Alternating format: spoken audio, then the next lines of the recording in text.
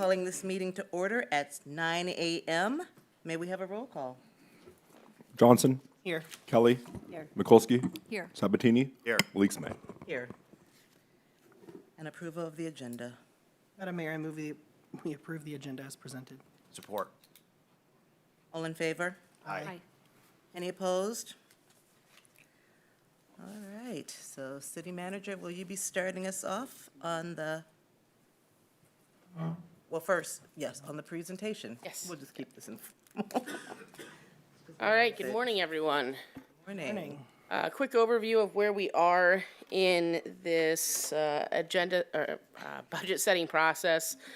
So we previously met to discuss our strategic planning goals. Internally, the department heads and myself worked on a first draft of the budget that was reviewed by my office, that was reviewed by the Finance Committee this week leading up to this budget workshop, and today is really intended to be the council body's first look at our budget setting for fiscal year 27 and then forecasting for 28 and 29. The current plan is that we will have our first reading April 13th, and then the Appropriations Act will be adopted on April 27th. What we're hoping to accomplish today, a quick review of our strategic priorities based on the strategic planning workshop, and then a look at our the regional millage outlook and general fund outlook, followed by specifically general fund department presentations. We'll have a break for lunch, and then in the afternoon we'll get into enterprise funds and special funds. Again, just starting out our strategic planning discussion, reviewing our mission and vision as we look at what those strategic planning goals are for fiscal year 27, as well as our values. Following the strategic planning workshop, we identified 4 major areas of focus for fiscal year 27, a community center, the Kulik Center work, police and fire facilities, housing development strategies, and then a bucket we've sort of labeled as other priorities and services. You all have in front of you a sheet with the strategic priority items. So the goal with the first part of the morning is to take each of these strategic priority areas and review the action items that we've identified. So first, under the community center, item 1.1, reopening, identifying the cost of purchase.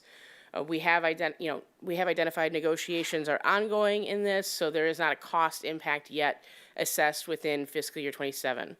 And I should clarify, my expectation with today is, please, if you have any questions at any time, I don't want to stand up here for 8 hours and talk.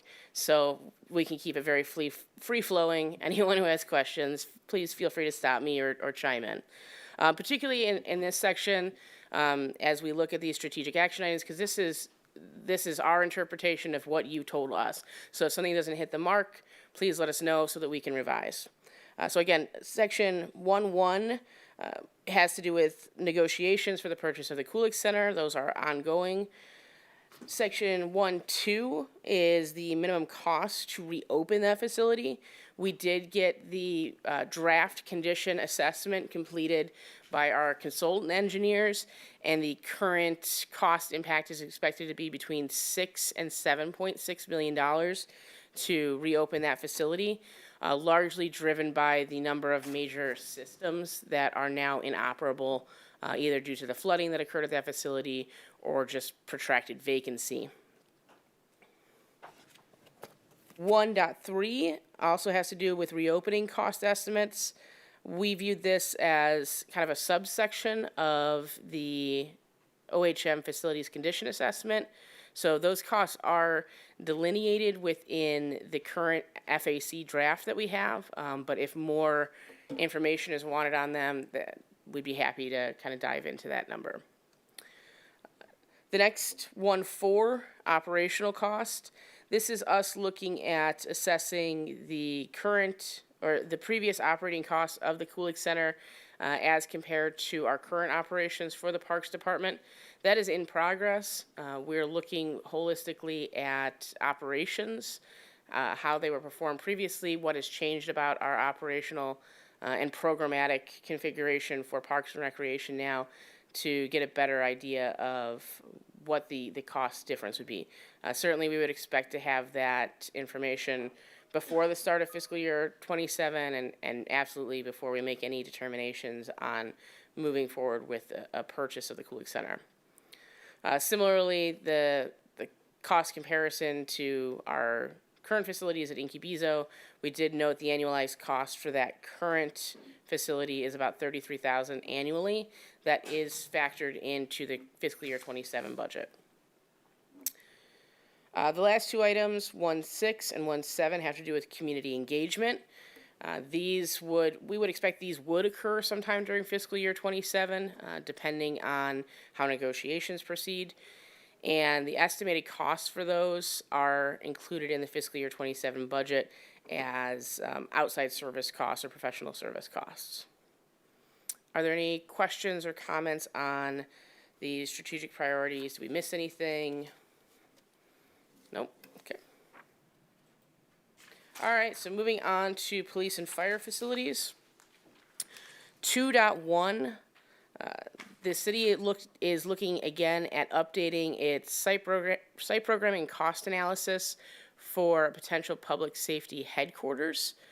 We did spend about $28,500 on the original programming study, but that study only looked at the feasibility of one particular location. Our takeaway from the strategic planning workshop is that we may wish to look at both that location and the current city hall footprint location, as well as assessing, as you see in 2.2, the cost difference for minimum viable versus kind of a targeted improvement level versus a future expansion or optimal improvement level. We view the need for a phasing strategy associated with that as a high takeaway from that conversation. So there are costs included for the fiscal year 27. They are a bit higher simply because we're looking for multiple scenarios related to the potential configuration of the building and potential location of the building. Actually, through yeah. the chair, could I Sure. stop you real quick on that? Are we still using the same design firm for? No, I this would one? propose we go out for RFP. Okay, great.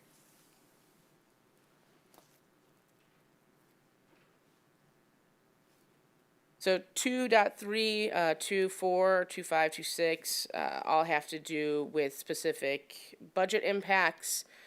So 2.3, the CIP does allocate specific funds regarding general fund expenditures, all of which the police and fire facilities would fall under. That was approved at the March 9th meeting, and it had a breakout of current grants and other general fund dollars that are committed. 2.4, this is the item was the cost of staff or contracted resources to pursue grant funding. We did start to look at the potential cost range for bringing those services in-house. There's limited information on full-time positions of this nature in municipal government, particularly organizations of our size. So what we did for fiscal year 27 is we factored in a assistance in the range of about $75 an hour for potentially up to 4 grants a year. So there is a $6,200 allocation for the next 3 years for outside grant assistance. 2.5, the cost of facilitating a resident commission. We did incorporate this simply as soft cost or staff costs associated with the work. We looked at what the cost was for the 2024 resident-led finance committee and determined that was approximately $13,000. But at this time, without further information around what the scope is expected to look like for that, we factor that that could either be an amendment in fiscal year 27 or perhaps end up falling into fiscal year 28, depending on the timeline for the additional study of design options.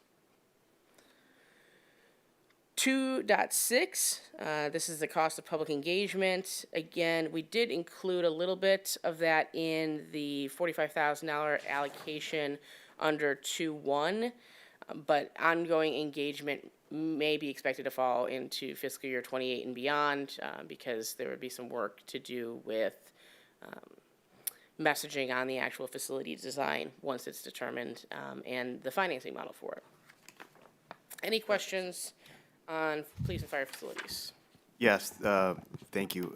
The estimated cost for the public engagement for police and fire, you said rolled up into the 45,000 and 2.1? Mm-hmm. Okay, Yes. thank you. I just wanted to clarify that. Thanks.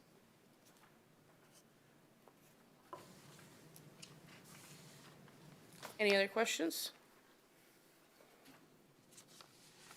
Am I just getting you guys too early in the morning? All right. All right, moving on to housing strategies. See that was the strategy. Get us early. in the And morning then I can be like, you guys while we agreed to can't all of fight. this, While we remember? can't fight back. Yeah. All right, 3.1, so this was a request for a legal review of how a trust fund can be set up. That's just factored into the normal legal cost for fiscal year 27, though I do expect we'll have that information. We can complete that in fiscal year 26. There's no reason to delay. 3.2, a suggested annual contribution. We view that as something that could be factored following the legal determination of the appropriate way to establish such a fund. So there is no particular allocation for fiscal year 27 just yet. 3.3, really, all the remaining items have to do with study or data analysis related to housing. So 3.3 is in progress. This can be determined in-house, similar with 3.4, breaking out blighted property, short-term rentals. Staff time is viewed as the only cost there. Listing of blighted properties, listing of city-owned properties, kind of making a high-level assessment of current housing conditions, rental market conditions, and then available properties that the city may have to target. So all of that is associated with staff time, and we view those are items that are in progress, which we expect may be completed before the end of the current fiscal year to help inform what would be necessary as part of 3.7 and 3.8. Which is a more comprehensive review of the city's existing plans and policies to create a sort of master housing strategies document or plan. Looking at what we've spent previously for the development of these plans, we did estimate similarly the cost to be about $45,000 annually, or for the first year, to create that plan, and then staff management of the plan from there forward. For 3.8, this is the cost of a staff resident resource agent. Something we talked about is sort of having a staff member potentially available to answer questions. We looked at general customer service type roles between $18 and $23 an hour. If it is part-time, it's estimated just shy of about $23,000 a year.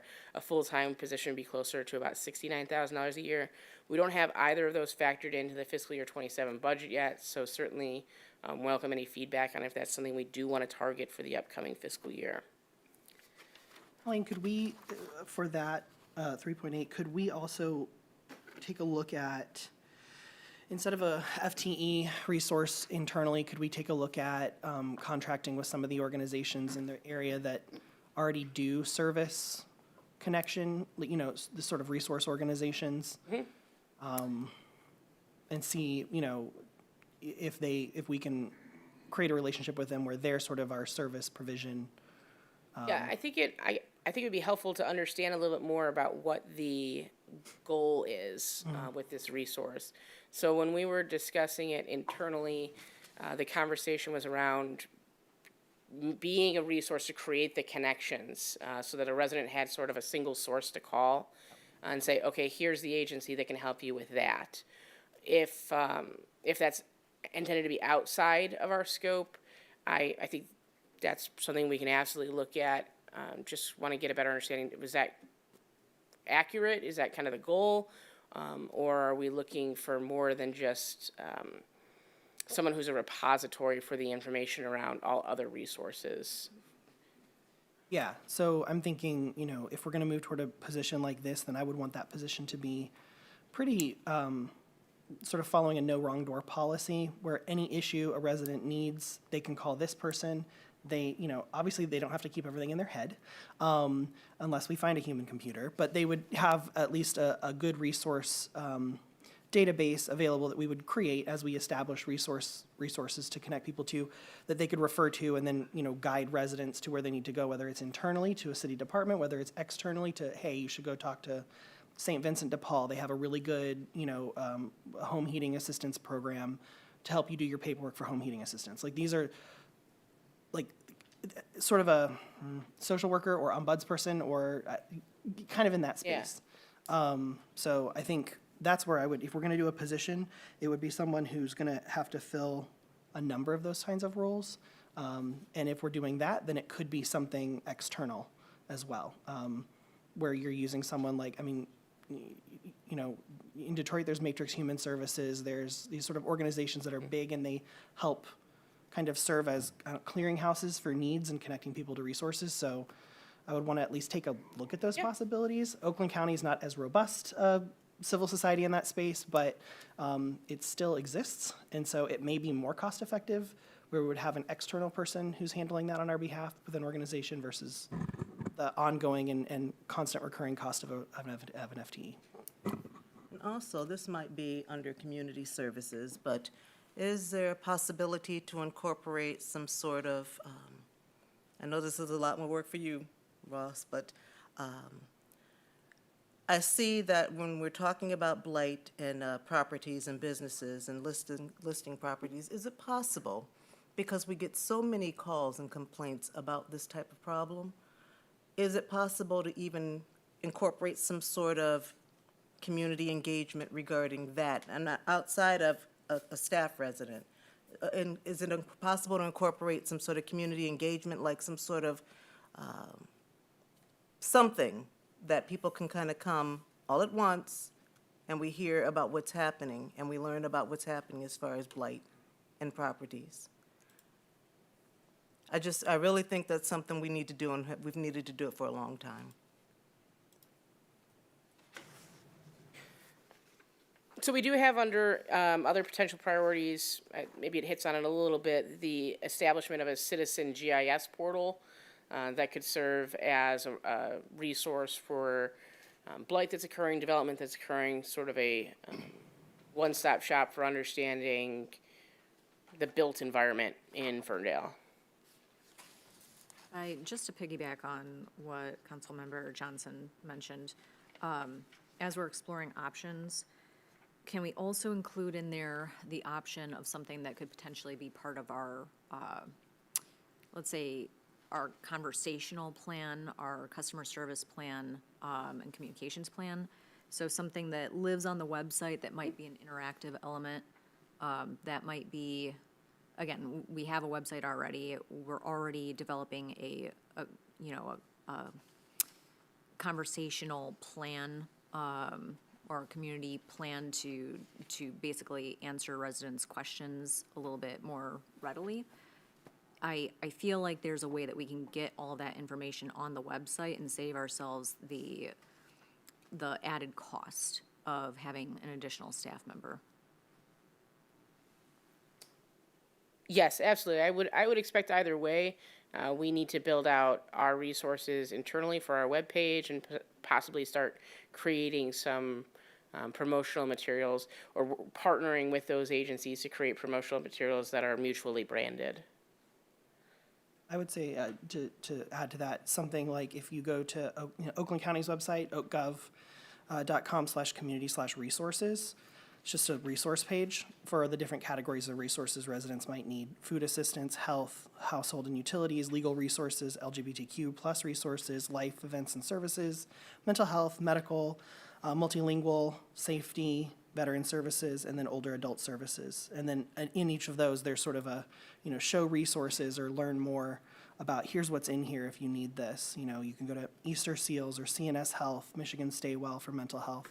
So I think, creating a webpage like that would be pretty, I think, straightforward for us to do. And since we're a smaller city, I don't think we need to worry about as much being at like, oh, these are the Ferndale-based organizations. We do have some, obviously. We have Fern Care, we have amazing orgs, but I think we're going to be relying on that Oakland County type resource bank anyway. So I think a lot of the work has kind of been done for us. So that's at least a low hanging fruit item. But to kind of build a little bit off of Pro Tem Mikulski's point, I think going back to sort of the, no wrong door policy, I think all city staff, or at least the CSR type staff, folks that are being called that residents, the folks that are typically the front line for residents to call for assistance or services, they're going to be the people who interact with those residents in a way that may help them determine that there may be other service needs. Someone's calling about, I'm having trouble paying my water bill. In the course of that conversation, you may also determine, well, they need more than just water program assistance. Well, how are you doing with your other utility bills? Do you have issues with home heating? Have you heard of the OLSA grant that we still have applications for? Like, kind of making it so that these folks are, I mean, it's obviously not going to be their every moment of the day kind of job, but like they at least have a reference document to go, you're talking to me about your water bill, and if you're having trouble with that, have you ever heard of this program or that program? This might be really helpful for you. Because in the course of determining whether someone's eligible for like a water assistance program, you're going to learn about their situation. And at that point, it's not just, okay, I thank you for helping. I'm glad I helped you with your water bill. Have a good day. It's, I'm glad I helped you with your water bill. Have you heard of a couple of these other resources that you may find really useful as well? And it doesn't mean that the CSR's job is then to like help them apply for stuff. That's not at all the case. It's just, I'd love to give you this contact information. I'd love to give you these resources because I really think if you give this person a call or this organization a call, I think they're really gonna be able to help you a lot. Just little stuff like that, I think, goes a long way. Sometimes I think what residents need is, sometimes they don't know what they need, and sometimes we have to kind of help suss that out as well. So I think that's a kind of way to kind of build that resource in a little bit. And there are also programmatic ways to do that. Yeah. There are, I was experimenting with a TextMyGov as an organization because they had it on the Dearborn website, and they have a chat element where you can ask certain questions, and if it is programmed a certain way, it can start connecting the dots and deliver more information so that you don't have to direct somebody through the website. It is serving up the information for you. Something like that can also help, and that may also help relieve some of the customer service issues that we've had. I'll also state that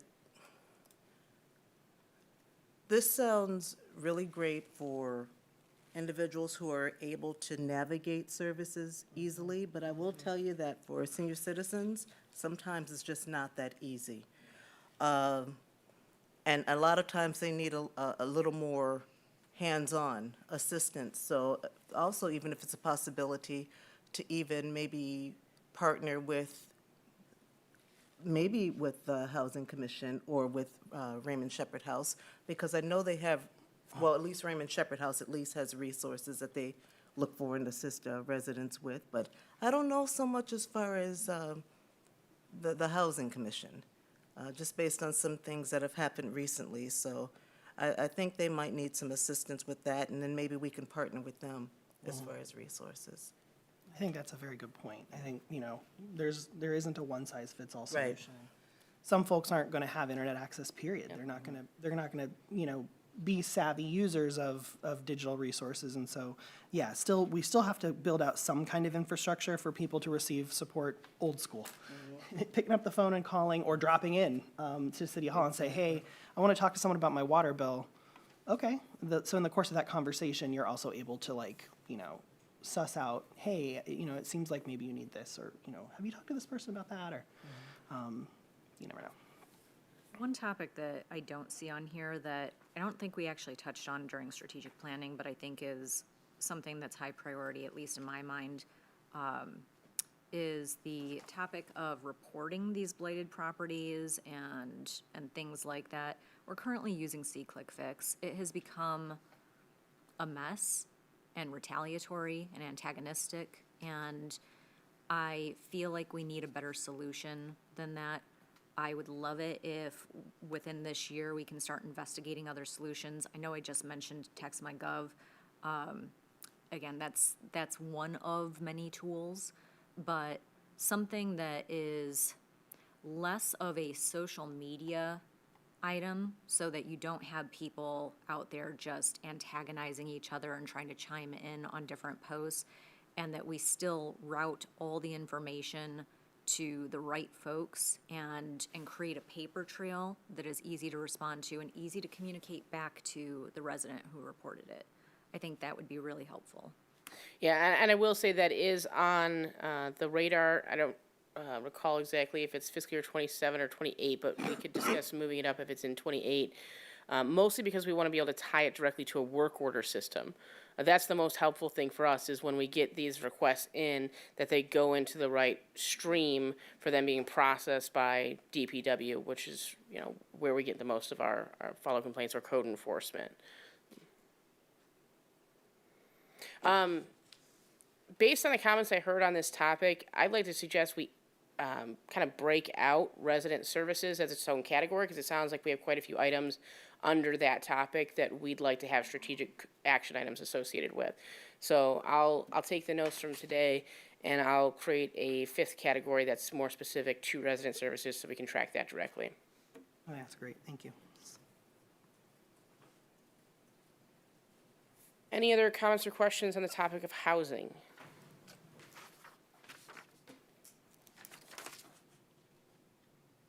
Okay, so then moving on to kind of our catch-all category, all other priorities.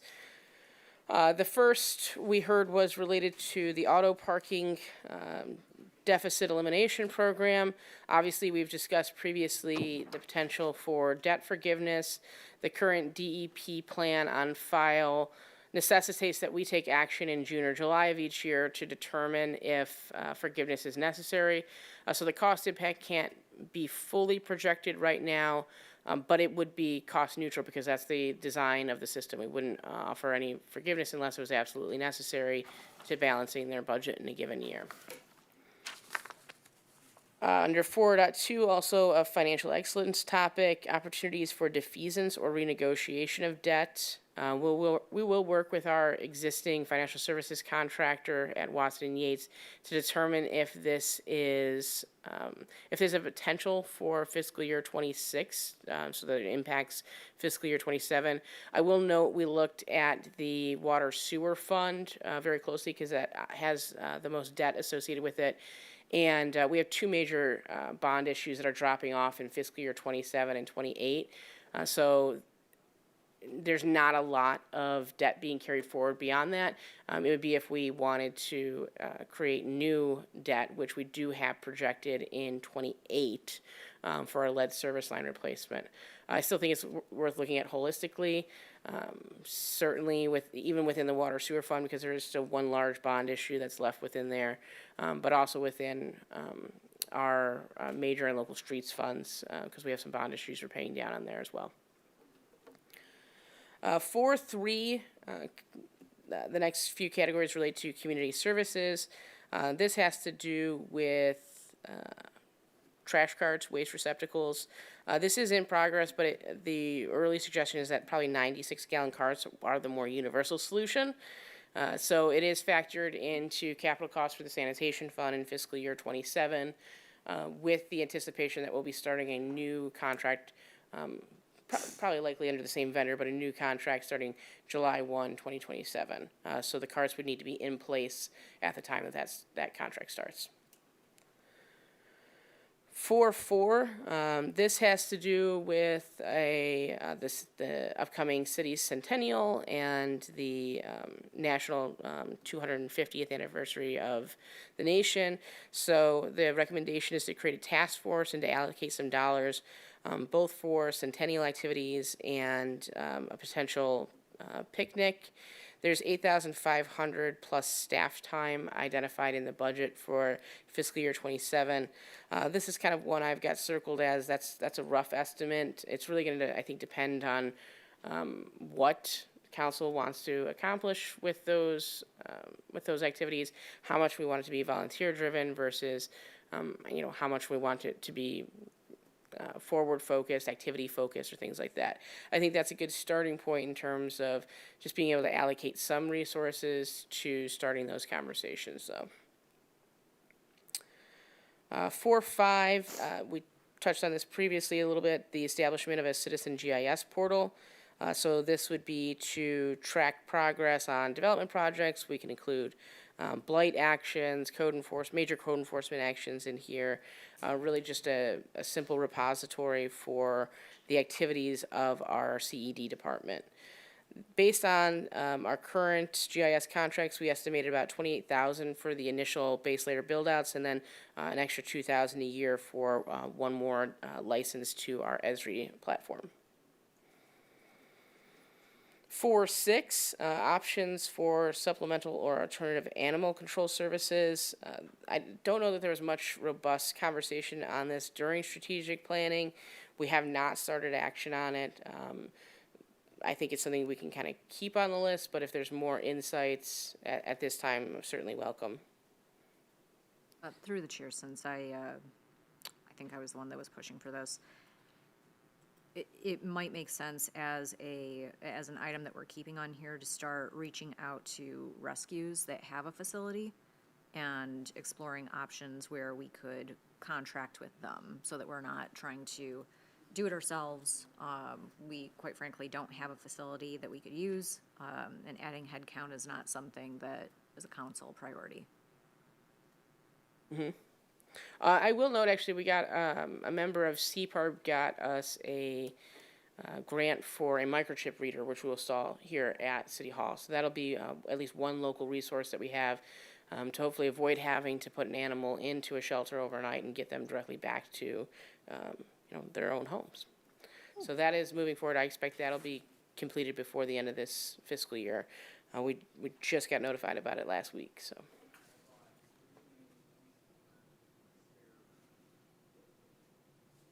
For 7, arts and beautification. This would support the installation of public art in city spaces. We just put forward a very simple fiscal year 27 budget of $1,500 for potential ancillary materials, but we would expect mostly this is related to staff time. And then some work, obviously, from the Arts and Beautification Committee to help identify what those resources might be in terms of the provision of art. 4, 8, 9, and 10 all have to do with the RX Kids program, which we've discussed previously. So looking at potential downsides or negative consequences of the program, that's something in progress. I will note relative to these next 3 items, the next round of, the first round of funding is closed. The next round of funding is not going to open until this summer, so we do have a little bit of time to make a determination on moving forward with this. And then obviously we would be in the meantime operating under the same expectation of cost sharing, but we won't know for certain until this summer. 4.9, similarly, kind of looking, I would say, at some of the negatives, if there's any early termination parameters or impact on those enrolled, really just asking the questions of, what potential side effects could this create for participants. And then 4.10, working on potential philanthropic partners with us in that endeavor. All of those are really just viewed as staff time costs, potentially with council member support. 4.11 and 12 have to do with community engagement. So the 4.11 is looking at existing commission member vacancies and responsibilities and accomplishments. So we do maintain information about current boards, composition and vacancies on our website, and we post those through social media. And the clerk's office will be reaching out to all of the boards and commissions to ask them to report back on kind of major accomplishments for the prior year. That is all associated just with staff and council member time. And then 4.12, assessing current roles and responsibilities to make determinations regarding either combining or creating new, depending on where gaps are identified. Again, cost with that is just staff and council member time. Any other comments, additions, questions on other priority items?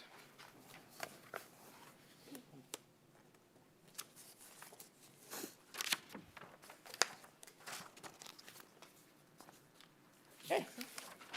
So then moving on from strategic planning, that kind of sets the tone for where some of our discretionary funding is going in the year ahead.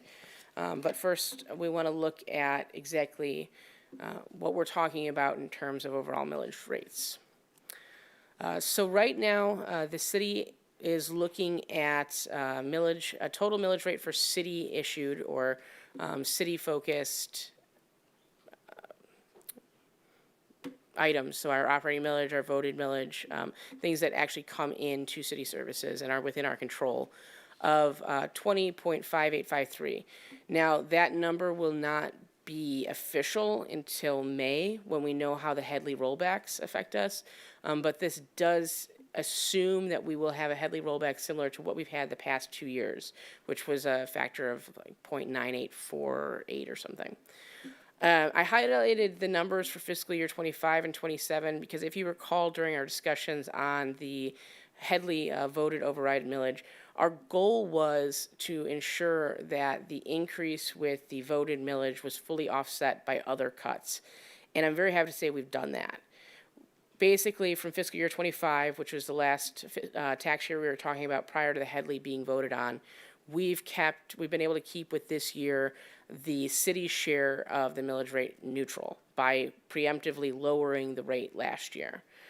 So that's good news for us in terms of how effective we are at using those dollars and in keeping our promise to the community that we would try to offset it the best that we could with particularly that bond, that debt payment. The bond is variable. And you will note that does look to be something that we can keep steady moving into the future at 2.4751. How do we compare regionally?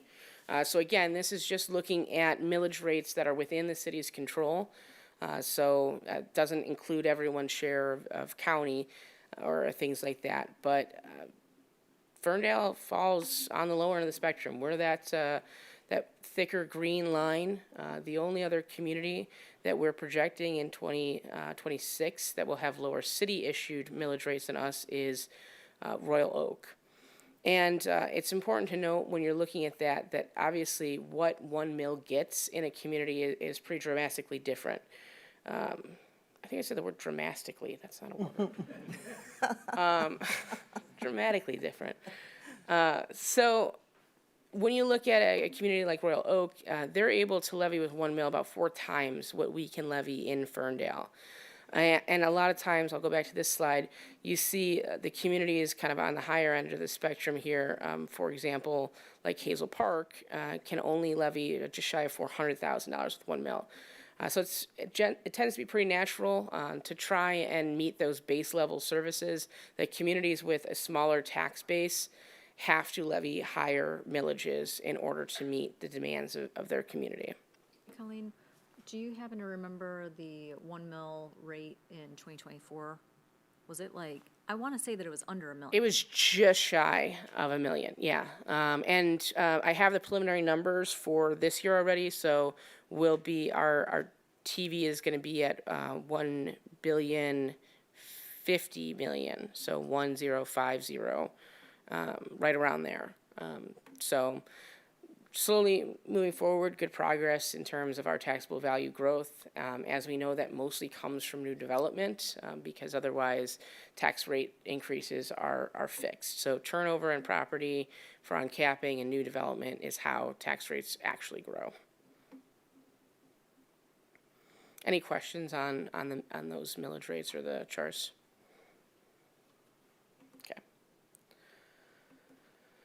So we do want to do more, not just what we have done, but hopefully more to promote to residents the resources that are available to them.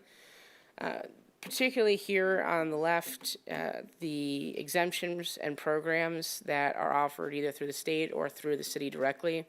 The principal resident exemption is the largest of them.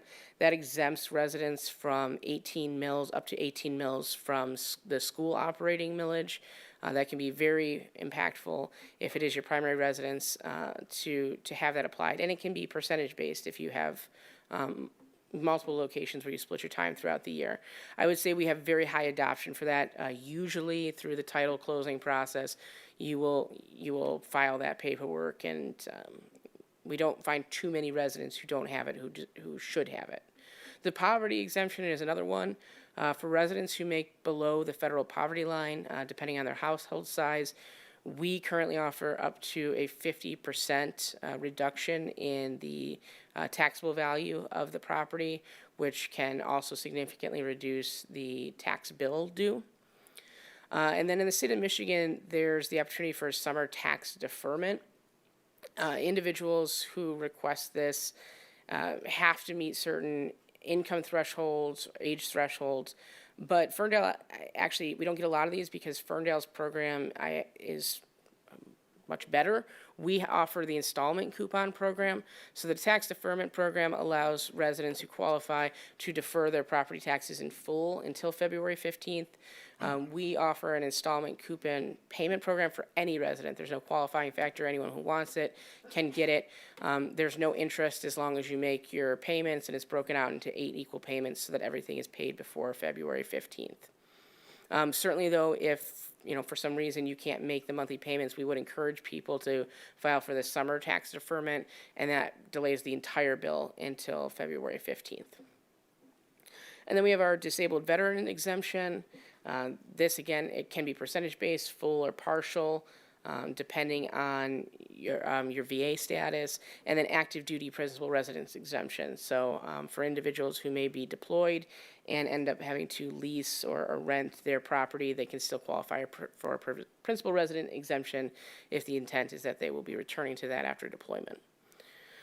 And then I just put some examples up here of some of the resident education that we've created over the last few years, a more expanded FAQ section, and then our information that goes out with each tax bills on where that particular bill goes in a year. But as we all know, property taxes are the single most important source of funding for us, and that is because they are the least restrictive. So our property taxes, our voted override millage, the state revenue sharing and franchise fees are really the fees that make up the greatest portion of our general fund budget, and they allow us to spend and freely move money between departments and priorities. Other sources of funding are more restrictive, so fees and charges, permits, those have to be specific to the enterprise fund or the department that they're being raised through. And then extremely more restrictive are things like Act 51 or grant dollars that are very project driven. How are our general fund revenues looking for next year? The spread is generally positive in the direction of the total property tax allocation. Again, because we had the reset of the Headley override millage, that voted share of property taxes is outpacing the prior year's growth, and it helps to make up for the 16% year-over-year reduction we've had in state revenue sharing. Otherwise, grant funds are also slightly higher this year, and you'll see that's directly correlated to increased costs related to Parks and Rec because we have a number of grants coming in to support the Martin Road Park projects. Knowing what our revenues are, we then work to fulfill our framework, our expenditure framework based on the services we need, the staffing levels we want to provide, and what our objectives are, our strategic objectives are. So the general fund expenditure, very, very similar chart to what you would have seen last year. The civil services workforce always makes up the largest portion of our general fund operations at about 65% of all expenditures for general fund. And that includes both active and retiree costs. The next largest is capital projects. This is trending upward this year simply because we have had a number of years where deferred maintenance was necessary, and it was one of the targeted goals of our Headley override to try and catch up on some of those facility deferred maintenance programs. So you will see higher than normal capital costs across the general fund through fiscal year 27-28 as we try to make up those programs. This relates directly also to the conversation around police and fire facilities, because obviously as we're discussing these different capital projects, we need to have conversations around whether we make those investments in this existing facility or whether a new facility will be necessary.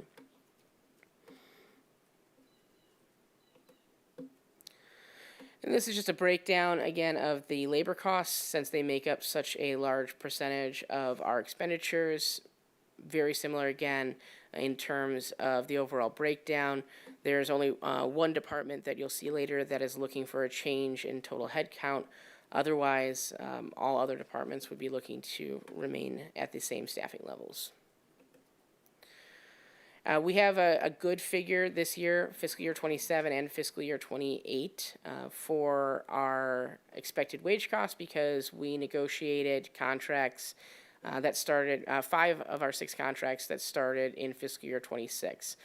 So about half of those were 3-year contracts, and 2 of them were 4-year contracts.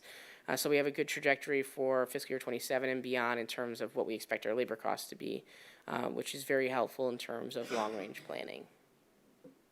We are still expecting with the fiscal year 27 to have the defined benefit, the MERS program, fully in place by that point.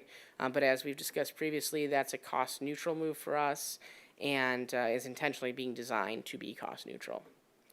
What is not cost-neutral and is in our favor is the upcoming ballot proposal that would help us to reduce pension costs. So this is a trend of current retiree pension costs on the general fund. The figures in orange are preliminary projections. Obviously, we will get more refined with our projections once we know that it is adopted and we can run the numbers based on the current market conditions. We did factor in for fiscal year 27 and beyond fiscal year 28 and beyond, because the impact would be only partially through fiscal year 27, a up to 50% reduction in those costs moving forward. But it's possible that they will be greater than that, depending. So we'll be doing more work to promote that ballot measure as we get closer to the election cycle.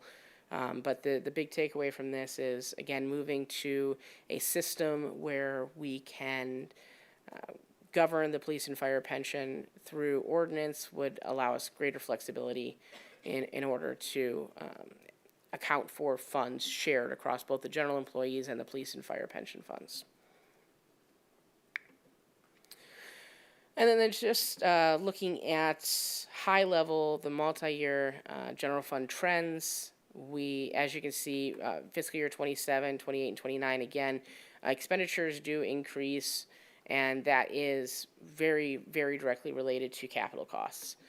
Not dramatic increases across labor or wages, but the fluctuations here, particularly for 27, are highly driven by capital. So we flew through that.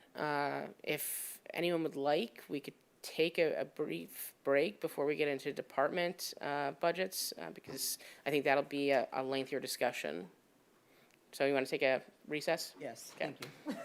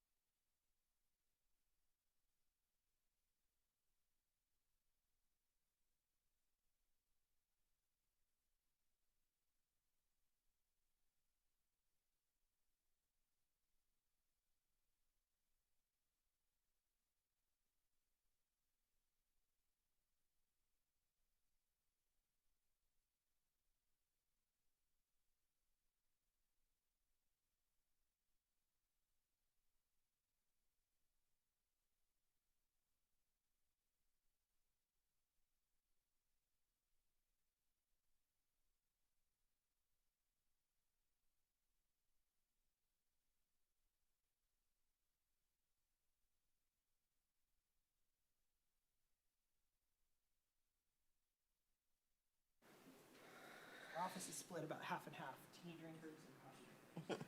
So I have two coffee makers, different types.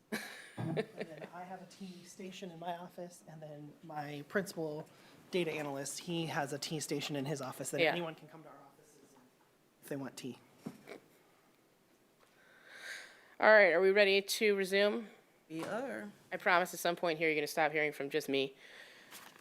All right, so before we break for lunch, the next section of our conversation, I'd like to focus on the specific department programs underneath the general fund. So this is looking at general fund expenditures by department.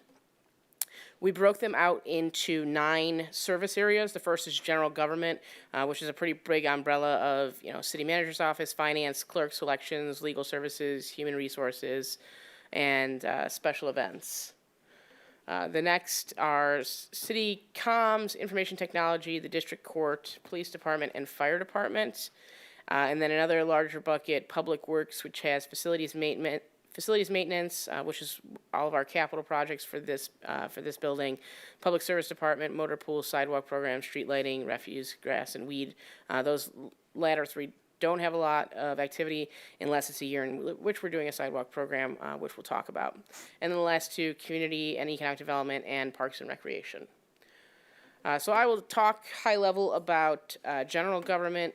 So the service area snapshot, again, the staff levels are expected to stay the same across general government for fiscal year 27 and beyond. Major highlights are our Headley millage that passed and will take effect this year.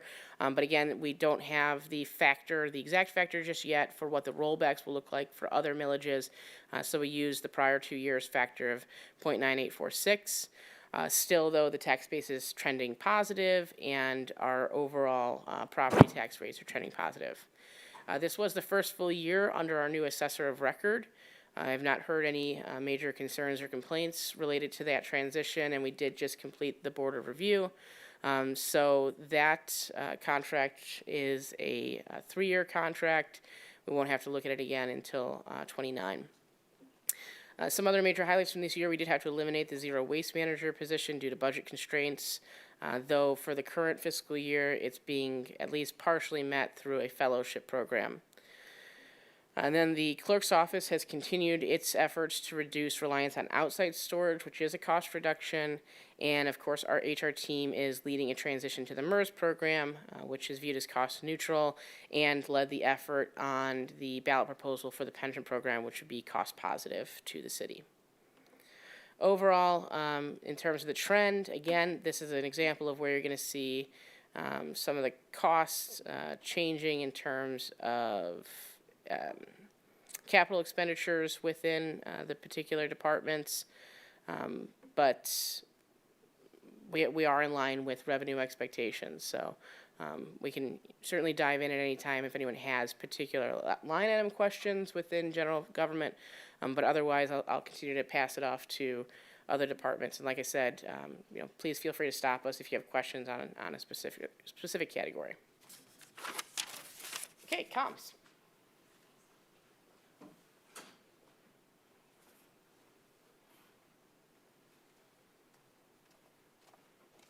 Good morning, Mayor and Council. Happy to kick this off. So I'm just going to give a brief service area snapshot with some accomplishments, and then I do have a couple responses of context to some of the points that were mentioned, so I'll happily go through those too. So first and foremost, a snapshot of our department is to educate and inform all audiences, residents, business owners, and employees, visitors, council, and staff through communications that are authentic, inclusive, transparent, timely, and necessary. Through the following mediums, we have customer service, social media management, digital, print, and crisis communications, journalism, internal communications, policies and standards, community engagement, photo and video, and council support. We also do the majority of the writing and design that goes into all of the different mediums as well. Right now, we are a full-time department of 2. I am the comms manager, and we just recently filled the comms specialist position in January with Hannah Sandler. It's truly made the world of a difference, and I'm really grateful we were able to make this happen. I was by myself for about a year, halfway as that specialist, and then halfway as that new comms manager position that you all created and adopted.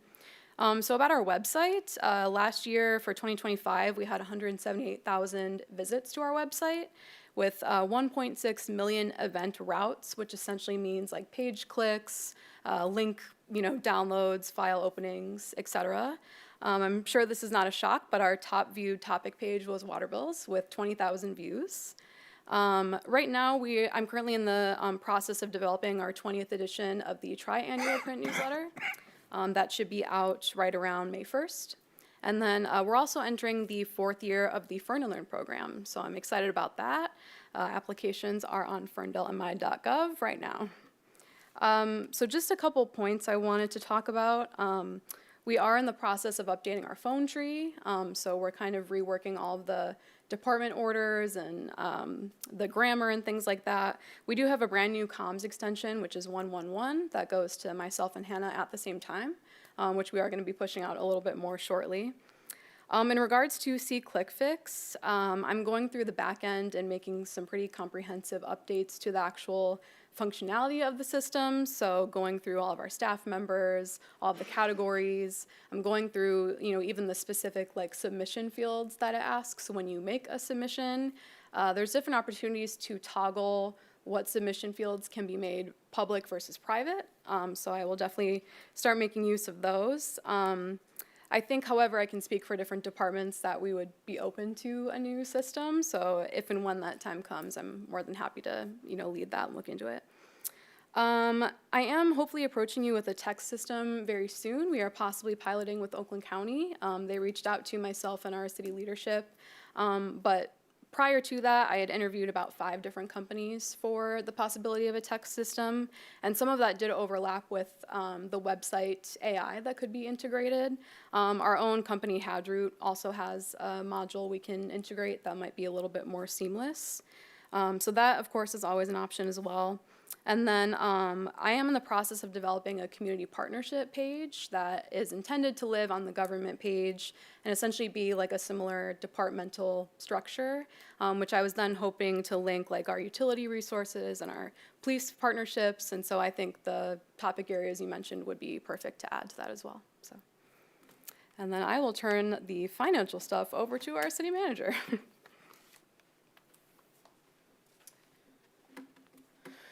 So as Riley noted, the costs for communications are coming down simply because they're driven by staffing levels.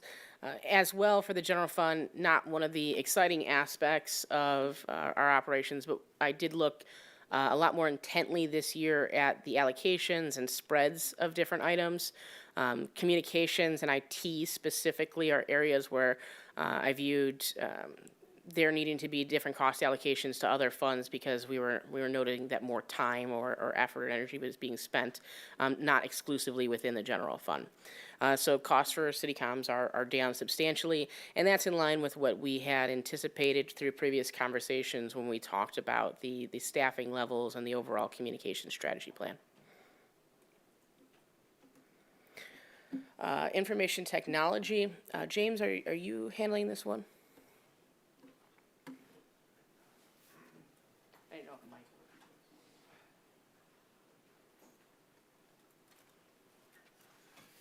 Yeah, just a couple quick things on IT. So in the last 12 months, they've resolved over 1,700 different tickets. They continue to receive high customer satisfaction scores, 96.6% over the last 12 months. We have, in the last year, with some of the changes to the contract, we have still been able to maintain 2 on-site staff members, as well as our virtual chief information officer, our VCIO, and we've continued to leverage Macro's expertise on different projects, and they've got about 28 different escalation resources. Through the last year, they've been able to execute network updates, which has resulted in savings of about $317,000 over the next 7-year license. This is moving from the Everstream provided equipment. They have reviewed and consolidated our AT&T accounts, which has drastically reduced costs there at $40,000, and continue to look at redundant backup data, we've been able to cut down just under $9,000 in savings there. And then they're providing ongoing assistance with the BSNA cloud migration. So in the next couple years here, there's going to be some decent capital costs coming up. We've got some old servers that we're going to have to replace, some backup storage, especially police department backup is critical in the coming years here. But also we are updating our access control at Garbutt Park, here at City Hall and the PD, constantly needing to replace citywide laptops to maintain functionality and security. And then also we've got some camera and NVR upgrades.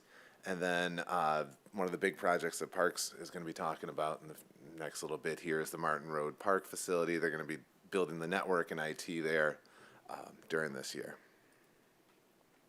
So just a little bit here, we continue to try and leverage different areas to save money in IT while maintaining security and service. Good question. So we are going out for RFP for IT services, is that correct? Yes, so last year we did a 1-year contract renewal with Macro Connect.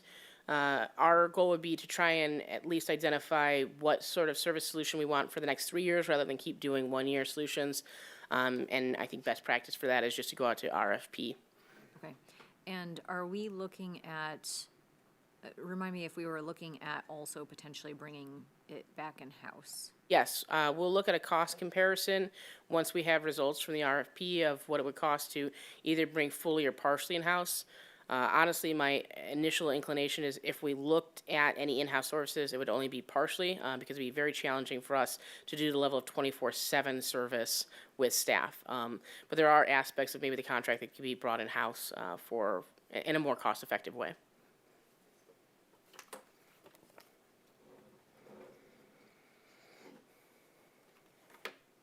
Okay, so the 23rd District Court, these are some highlights that were provided to us by the court staff. They just wanted to note that sobriety court is continuing to prove successful in terms of the likelihood to repeat offend. They've also implemented their garnishment project, which has generated over $110,000 in 2025. And they want to highlight the long-term commitment that their employees have had to the court system.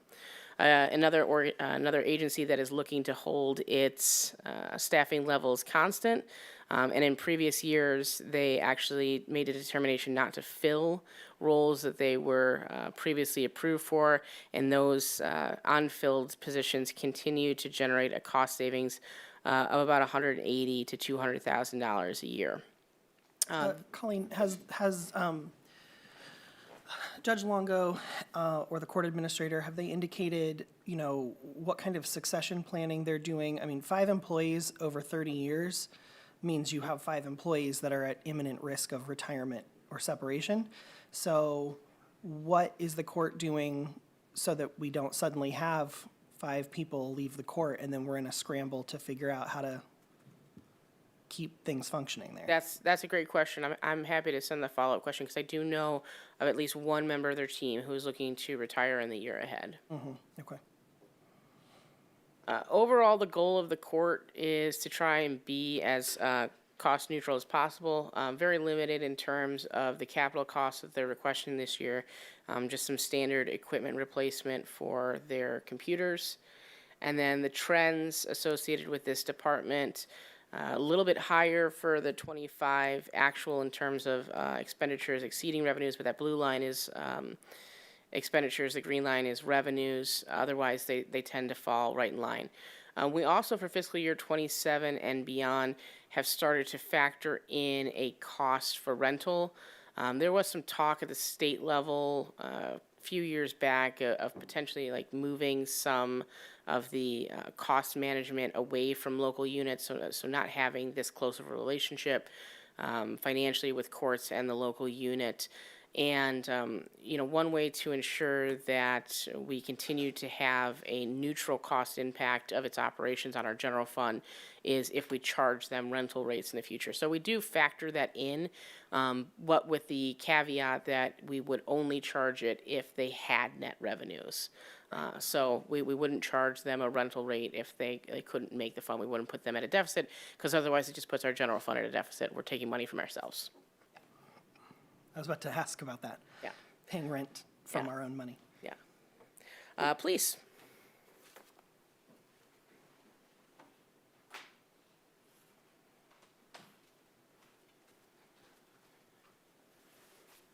Good morning, Mayor and Council. Just a quick snapshot of our service area and department updates as far as personnel. We are now at 53 full-time staff members with 2 part-time staff members. As you know, we eliminated a position last year by cutting the police communications spot. We are currently allotted or approved for 42 sworn officers. We currently have 3 vacancies. The good news is we have 3 conditional offers out, hopefully filling those spots this May. But those are contingent upon passing background psychological exams. But it's encouraging that our applications are starting to come in a little bit better. We have 8 full-time dispatchers, 3 clerical staff, and 2 part-time property clerks. As you know, we were founded in 1918. We were accredited in 2020, reaccredited in 2023, and we were slated for our next reaccreditation this year. So every 3 years, we're reaccredited. We are working diligently, the accreditation manager and the rest of the admin team, to hopefully have our mock assessment in hopefully May, and the real audit reaccreditation assessing would be done, I think, July or August. And we are tracking on schedule for that. We responded to more than 25,000 calls for service last year, and our dispatch center receives approximately 12,000 911 calls annually, along with 17,000 non-emergency calls. So it's a very busy PSAP. Chief, do you expect the need for, are you feeling good about the reaccreditation? Do we think that there's anything we need to be doing additionally or different? Do we expect, is there a need for more resources to prep for reaccreditation? Are we good?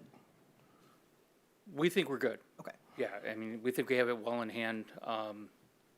This is our 3rd time around, so we think we have the process down. And though we have a newer reaccreditation manager in the spot, due to promotions and moving people around, we're feeling pretty good about it. Who's our reaccreditation manager? Right now, it's Sergeant Scott Blanchard is the accreditation manager. Okay. So patrol vehicles, we requested for capital requests from the general fund. We requested 2 patrol vehicles. We're going to finance that. It's actually over 4 years, not 5 years this time, at $36,000 annually. Typically, we're recommending financing through whatever competitive bank, but typically we've been going with Comerica Bank. We also have a major upgrade for our PSAP, the Carbine Apex call management platform. This is a mandated update on our software and hardware through Oakland County technology. Unfortunately, there's not a lot we can say about it if we're going to integrate public safety PSAPs across the county. It is a necessary integration for, obviously, making communication efficient between all the public safety answering points. It's $98,277 in year 1. It's a little less in years 2 through 5, $48,000. And I assume the county is not offering any assistance to jurisdictions that are going to standardize with them? Are you talking financial assistance? Uh-huh. I assume, part of it is they're trying to use our buying power of the county to get the lowest rate possible. To what extent that is, I'm not informed. But we're hoping that this, though it is a substantial purchase and investment, this negotiation has been going on for quite some time, and we're hoping that they leveraged our entire county to get the best purchase price they could. Well, that's lovely.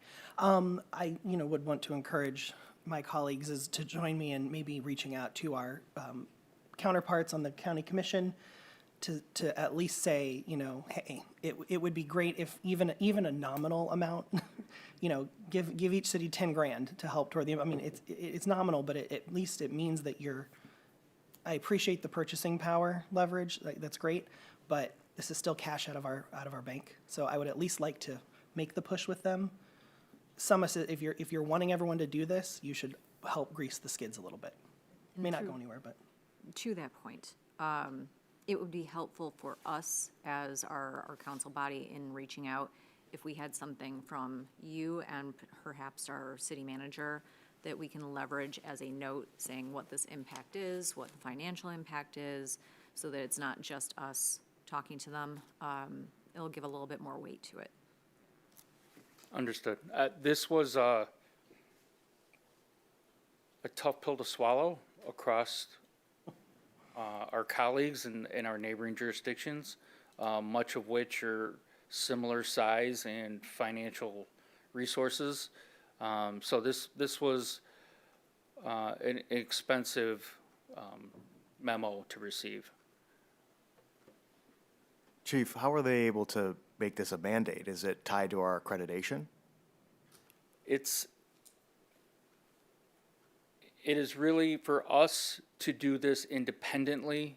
We would be probably operating a substandard older platform and try to limp it from year to year. By doing this as a county level, we are standardizing the equipment from PSAP to PSAP, which really is a necessity for seamless communication. Our dispatchers can pick up, walk over to Royal Oak and log into their stuff, log into their PSAP and use it seamlessly, and vice versa. So in 2026, when it comes to crisis management and integrating law enforcement in a coordinated response, it really is best practice. I would not suggest, and I can't speak for Chief Robinson, but working together as a county certainly is the way to go to give our residents the best service. I know this is an expensive investment, especially in year one, but unfortunately at this point it feels like it's the cost of doing business. Thank you.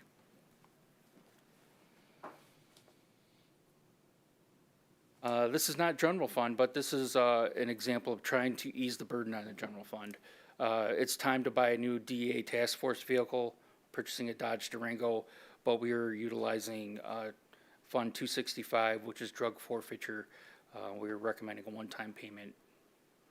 We usually get 4 to 5 years. There's a lot of driving on these vehicles, but we tend to recycle these vehicles into our fleet, our investigative fleet, so we can extend their life cycle. So yes, we're recycling out a DEA vehicle to investigations, but we'll probably extend that service time another 4 years.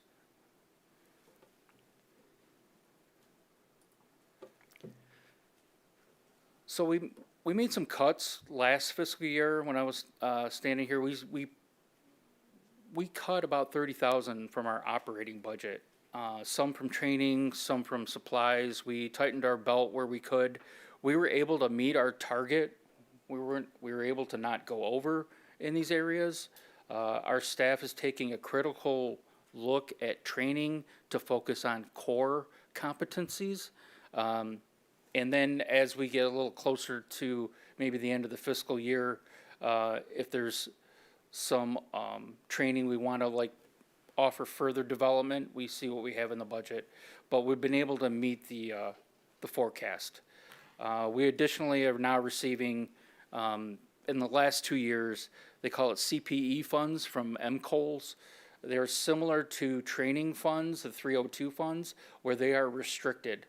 MCOLS is now mandating training across law enforcement in Michigan, but at least MCOLS is funding those mandates, which is kind of nice. So last year we received 37,000, and this year we received 38,000. But they are regulated. There are some trainings that these funds can't be used for. What's nice with these training funds, sometimes they can be used to purchase training, I guess, materials, whether it's training tasers or training firearms or the materials necessary to use for training. And in some cases, it includes the ability to use this for hourly rate and wage benefits. So there is a little bit of flexibility with this 38,000, but we have to target the training goals set forth by MCOLS. Here are police department trends. Again, this is, with settling our, our collective bargaining agreements last year, that is kind of accounts for the raise and then the plateau of this trend.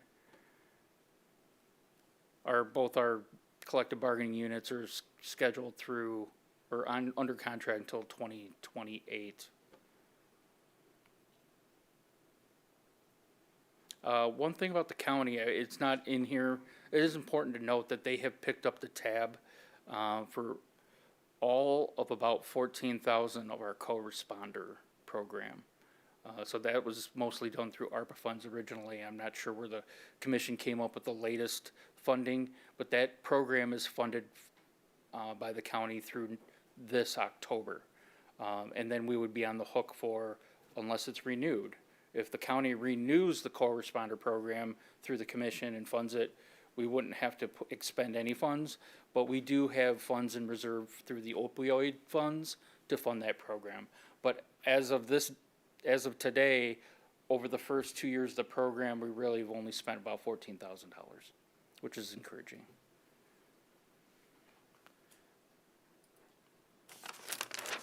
To the fire department, unless you have any questions for me. Okay, thank you.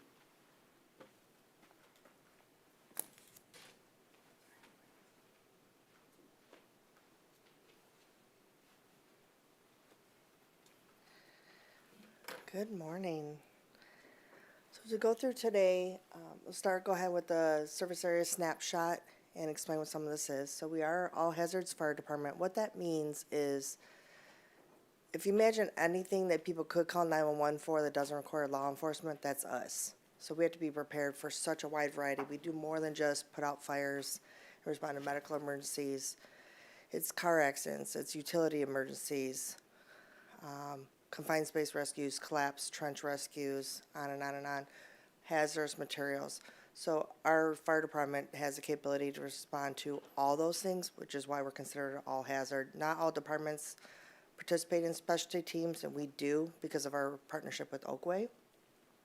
And we do have the advanced life support EMS transporting services. So some communities just do basic life support or no EMS.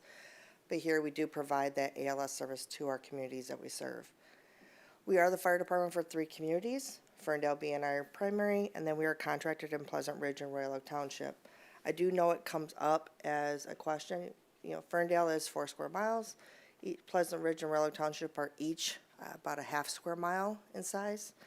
Pleasant Ridge contracts us for mirror image services. So everything we provide the city of Ferndale, Pleasant Ridge seamlessly receives the whole package.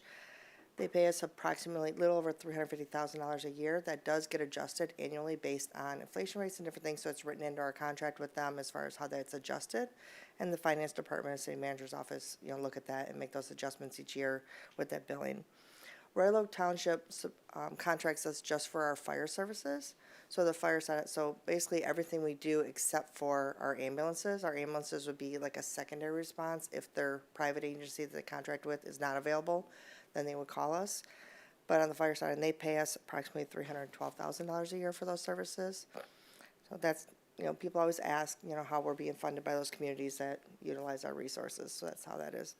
We were also auto aid for Hazel Park and Madison Heights. What that means is Ferndale, Hazel Park, and Madison Heights, we have auto aid agreements with each other. If any of our communities have a structure fire, the other two communities automatically get dispatched or are supposed to on the first alarm. By standards, we're supposed to have 17 firefighters on scene within 10 minutes for a structure fire. I have 6 firefighters working, 6 to 8 working a day. So we're a little short. So this auto aid helps us flush that out for our 3 communities for us to try to get closer to meeting that critical number to be able to do what we need to do.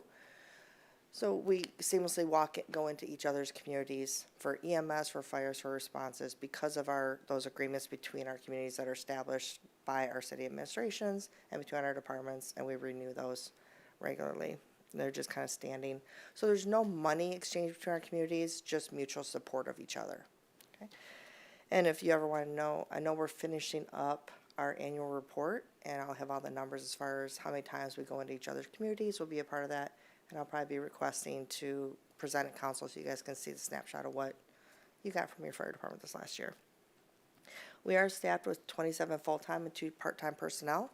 The full-time is myself as fire chief, the fire marshal, 1 CSR customer service rep, and 24 firefighters. I do currently have 2 vacancies. We were fully staffed. Unfortunately, I did have to separate employment with 2 firefighters. And I am going to keep those vacancies for a short period. I will not be filling them in the current fiscal year, but I will be filling them in the upcoming fiscal year. And the reason I'm doing that, where I would love to be fully staffed, I have so many new people. Spreading that out a little bit is advantageous for our firefighters, our agency, and our community.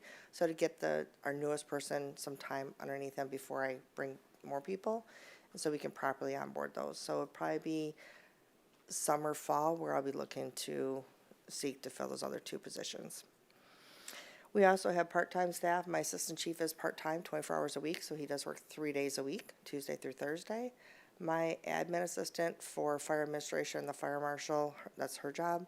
She is also part-time at 28 hours a week. We spread her hours over 4 days a week, so she works Tuesday through Friday to kind of support myself, the assistant chief, and the fire marshal's activities. Some of our major accomplishments is we did improve inspection fee collection by more than double the current fiscal year. And I do want to point out, this is not because we're throwing out a bunch and charging people a bunch of fees we didn't do before, had crazy increases. We just had a really broke process on the fire department side before as far as how we were collecting those fees. We were, what we've seen kind of working in a silo when I came in as chief, and there wasn't a lot of collaboration. So the way we would bill for these is we would just independently send out an invoice. It wasn't a great way to be able to track it, to make sure people were paying it, to know what was collected, what wasn't collected. And we really didn't have much teeth to have that collection, because if building and CED were issuing the permits and the certificate of occupancies, what motivation did they have to pay what they owed the fire department, because they already had everything. One of the things we've done is great with CED, and what fire department's been trying to do is do more collaboration and integration and partnerships with the other city departments, because we're just better when we work together. So now what happens is the fire department, because fire department and building and code work together on most of these things. When we are out working on it with the development, we submit our fees to Kathy and to the CD department, and she does one bill to the person. So instead of, you get a bill from them, and then a bill from fire department, all these, and it's better for customer service too. They get one bill, has all of our fees, and then it's ensured that those are all paid before they get their permits and stuff issued. So it's better customer service, it's more efficient and effective, and since we've gone from the previous fiscal year only collected $9,000 in fees to collecting $19,000. multi-million-dollar budget, $10,000 isn't great. However, it's in the right process. And I did work with my staff yesterday, and I sat down with my new fire marshal, my new admin assistant, to talk about some of our software we utilize and how to even continue to improve efficiency, effectiveness, and reporting the fees. So it's built into the system right where they're doing their inspections and can be exported and sent over for the billing. So again, just continue to look for those efficiencies. So I just want to make sure everybody knows I'm not like beating people up. It's just we're actually collecting fees for services provided. Business licenses continue to improve. This is really, we're getting out our community more and we're finding businesses. People, I don't think businesses that aren't registered in business registration are doing it maliciously. Sometimes people don't know what they don't know. So we're finding businesses that aren't registered, we work with them, or businesses that maybe are in spaces without proper permits. So we've been, again, working with building a lot to try to correct these. And we move through, we do charge $100 a year for that, but it does provide their annual inspection. So that's included in that. And assistance filling out the firefighter right to know paperwork. So there is return as far as what they're getting for that money.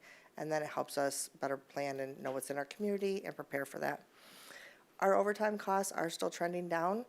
This is due to staffing levels being up, so thank you for the support in me filling vacancies.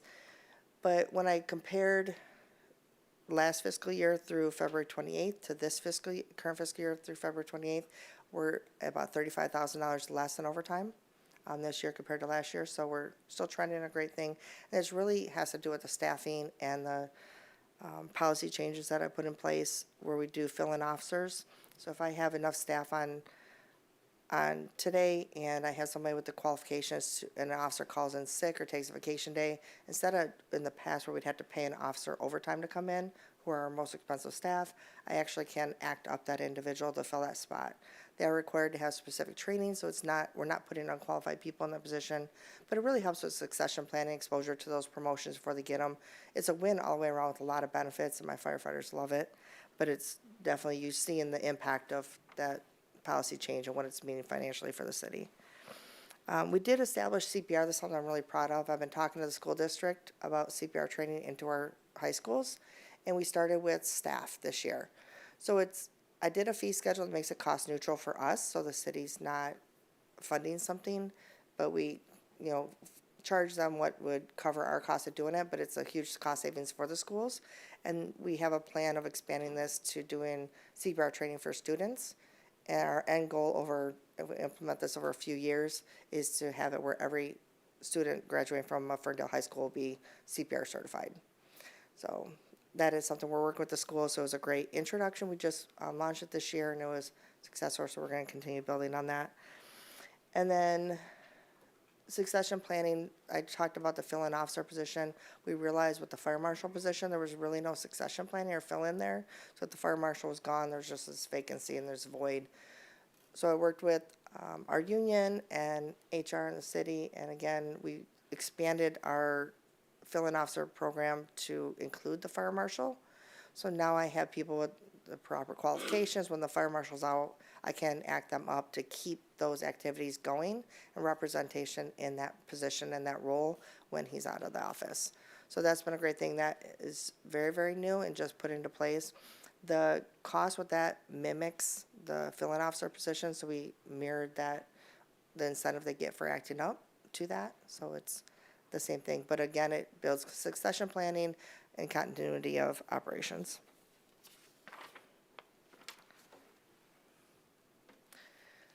So capital costs, we kind of have a lot. Things got off track in the fire. There's so many big purchases. We're expensive. We know we are. It costs a lot to run a fire department, but obviously you wouldn't want to know a city without one. So a lot of our equipment is getting toward the end of life. Our thermal imaging cameras, if you don't know what those are, those allow us to see things if in a room you won't be able to see anything. We could have super thick smoke, that's what we call zero visibility, and through this I could see a person on the other side of the room to find victims, find the fire, find different things. Ours are at the end of life, they freeze up, they're failing on scenes, they're not very reliable and usable, so they do need to be replaced. One of the things I'm trying to do, instead of purchasing everything the same year, spread it out so that all of our equipment is not failing, need replaced in the same year. We did start that, you're not seeing it up here right now, but the black line monitors, you guys did approve those on a consent agenda, well, a couple of them, a few meetings ago. And the intent is, if we need 6 air monitors, buy 2 this year, 2 next year, 2 next year, so spread it out over 3 years. So replacement not all the same year, you don't have everything all failing at the same time. So as you go forward, that's my plan for a lot of this equipment, as I'm able to, is spread it out so everything's not purchased the same year. And so thermal imaging cameras is something that does need to come up. Because everything's kind of failing, I will have to do a bigger purchase up front and then look at stretching out later. The hydraulic equipment is something that I've been kicking the can down the road on this for a while. Hydraulics is our extrication equipment that we utilize for, say, car accidents or other rescues, where we need to either use power tools to open a door, cut off a roof of a car, do everything to rescue or extract somebody from a situation that they're trapped. And we have one set right now on one of our vehicle. Our other set we've been limping along, our hydraulic set, but it's at a point now where only half of the power unit works. The tool, I can only power one tool at a time, and they can no longer service any of it because the parts are no longer available. I wrote an AFG grant last year. Our grant application got, I think, lost in all the shutdowns and everything. It was never approved or denied, which if you know anybody with grants, they're like, what do you mean? That doesn't happen. I think it just got lost somewhere in, I think we may have been in consideration for like a second round or something, and with everything, it got lost. When I tried to get a status update to confirm that we were denied or we weren't being funded, the shutdown happened again. So at this point, I'm just moving forward assuming that that grant will not be funded. As soon as the shutdown ends, all those grants are going to open back up, and I'll write new grants. I'll be bringing them to council for approval, and so I'm just going to carry these wishes forward. But, you know, I do want to bring it to your attention because there's no guarantee with grants that we will receive them. MDCs are our mobile data computers in our vehicles. This was something I did when I came as chief. We added the computers to all of our vehicles. They are in law enforcement vehicles too. What it does is it allows us to see the dispatch information in the vehicles and other important resources. I can pull up pre-incident plans and different things from the vehicles, but they were put in 2021.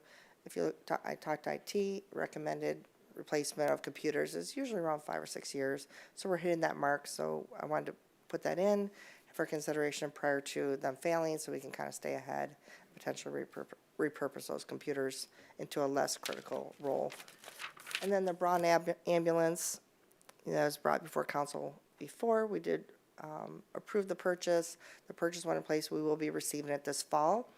But we did just get good news that we did get approved for $150,000 of CDBG funds back in December to offset the cost of that ambulance, with the potential of another $50,000, up to another $50,000 later this year, which would be after we receive it, that we could utilize to cover the cost of outfitting. So when we receive it, we may have to hold it and not put it in service for a period of time if we're going to get that at $50,000, because we can't spend that money until after it's allocated. So just know that there could be a pause of that new ambulance going in service by a couple months, just to take advantage and leverage the additional money from the county, and that would be advantageous for our community, so we feel like it would be worthwhile to do so. I think the only other thing I want to bring up, it's not on here, is, but it's in an upcoming, when you're looking at your triennial budget, the Quint purchase you've approved. Based on how this calendar year goes and the vote for the new facilities and that is something I will want to bring back to council and potentially delay that slightly, which will push back the fiscal year it comes into play. And the reason is I followed the promise to council to build that to fit into our current facilities. With that, with the aluminum ladder on top, it's still 6 inches too tall to fit inside Station 1, even with the maximum doors, because it's just not made for that. So we had to have it engineered to a steel ladder, which reduces some of its capabilities. I think if the voters approve the new facility, and we are going to move forward with that, I think it would be advantageous for us to pause that resource, even though I want it here, we need it. But in the grand scheme of things, it would be beneficial to our community to not engineer it down to lesser capabilities and to do a change order and then allow it to be built to fit the new facility and one of the biggest things is something called tip load. So on the end of the ladder, when it's extended, the tip load tells you how much weight you can have on it. With a re-engineered, that's at 500 pounds. So a firefighter with all their gear, a victim, and the tools, you're already at that. Without reengineering, we'd be at 1,000, which gives us a lot more capabilities for rescues and operations. So it would be beneficial. Both would be a good resource, but I think that's something I would definitely want to bring back to council. So just to put it on your radar, because it will be a huge budgetary thing when you were thinking about trying a budget. So at GL, like I mentioned, our overtime, it continues to decrease. It's not that I'm denying things. I'm still paying people overtime to attend the trainings, doing, supporting our communities and being out there. But it's just those policy changes, being really purposeful about how we're operating. Fire inspection permits, again, increase the collection of fees because of the increased processes. So we're going to continue our work with the CD department, and I appreciate the partnership with them. And that's just really streamlining our services that we do together. EMS fees, I have this on here because I just want to bring it to your attention because I know I increased our fees with this. So CMS, which is the Centers for Medicare and Medicaid Services, has been doing cost data collection. Every agency was mandated a certain year. We already had our mandated year to put in our costs for doing business. EMS collection fees, when they set the Medicare rates, that was all kind of based off of kind of doctor's visits and stuff. They never really knew what is the cost of doing business for EMS operations. So there's been a multi-year process that's not done yet of trying to determine what is the true cost to agencies of providing EMS services so they can redo policy to determine what should be the fee schedule, especially with Medicare and Medicaid. So there's a report due to Congress in June of 2026, but each year I get recommendations of here's the range of recommended rates for your services you provide. This year's when they came out, because there's been some adjustments due to ad data coming in, we were outside of the low end, so I did move us into the range. I kept us a lot of it more toward the low end, but there is an increase in costs. So you'll see that on the fee schedule, and I just want to explain why. You'll see some of the costs jumping up like that. And then education and training, we will have increase in that. I've been trying to do a lot to offset this by utilizing my time to teach stuff in-house, which has saved us thousands of dollars this year alone. But that's a patch. It's not a long-term solution. And we have increased compliance and requirements for maintaining certifications.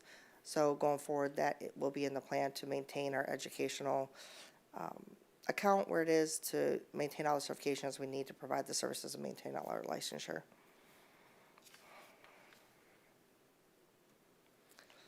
And you see our stuff is all over the place as far as what we've done. But you have to understand, like with the fire department, going back into each of them, understand there's gonna be, if we have a purchase of an apparatus, those are big purchases. Our vehicles cost a lot more than, say, police or even a lot of DPWs, which have expensive vehicles too. So you will see that fluctuation, but that's where kind of like that planning, trying to be on those replacement schedules and strategic planning to flush that out will be important. And just keep going after additional funding as we can to assist us as a community. So that's all I got, if anybody has any questions. I have one question. I don't, this may be, maybe you, Chief, it may be Colleen, I'm not sure. Do we do anything with fire insurance escrow? Yes. So we did receive that. Actually, I believe we did just receive one for the Breckenridge fire. We do hold those until that time, and then when people are requesting, hey, can this be released, it has to be cleared by fire department and building department to ensure they've satisfied all the things, and then it would be released back. But we are a participating community. Okay. Okay.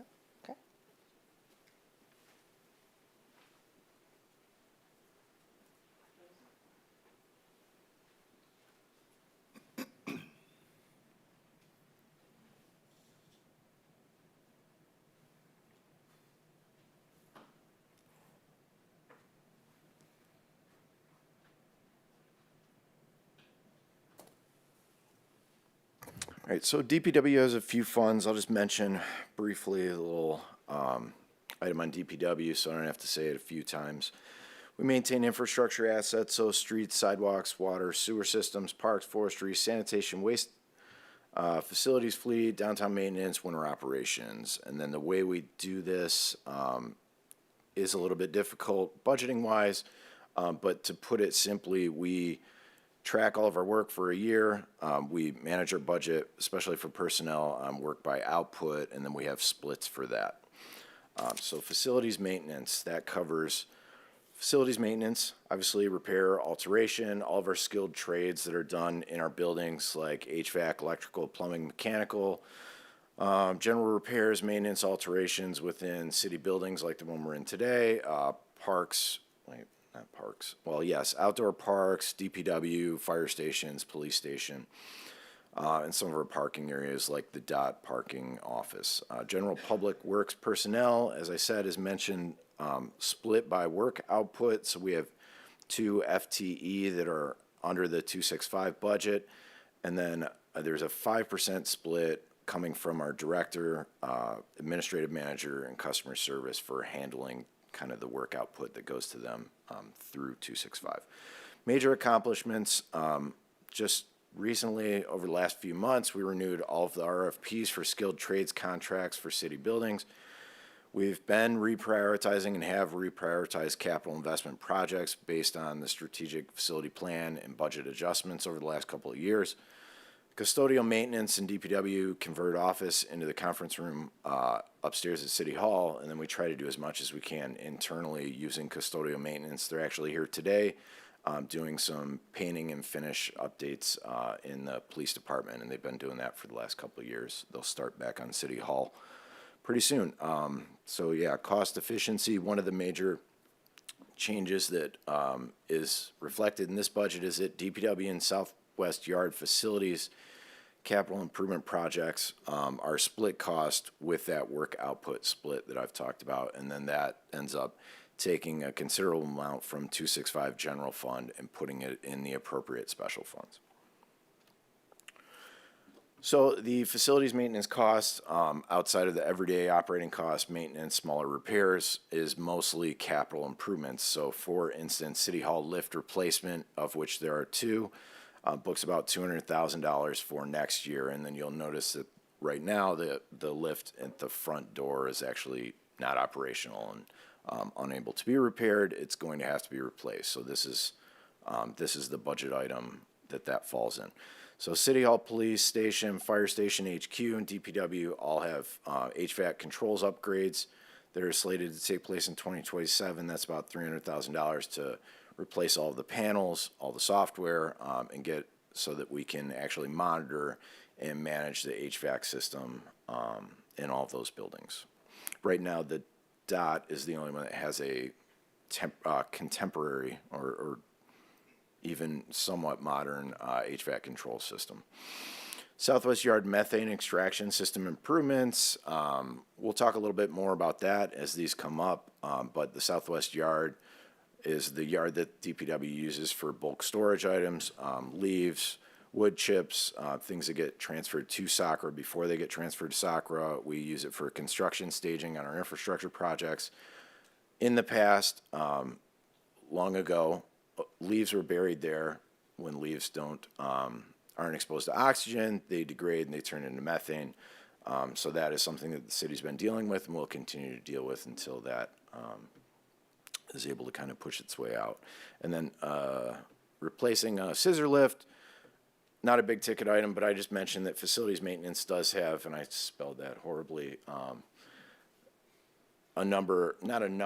small number of vehicles that go into facilities maintenance, like a scissor lift. And you may say, why would they use that? Well, just for an example, we have a 20-foot tall garage at DPW. We use a scissor lift to get up and just replace light bulbs and work on the HVAC and stuff like that. Again, this is a fund that's primarily going up because of the equipment costs, replacement costs, and things that are scheduled replacements, mechanical systems in all of our facilities that just simply need to be replaced. They all have a life cycle, and at the end of that life cycle, they require further investment.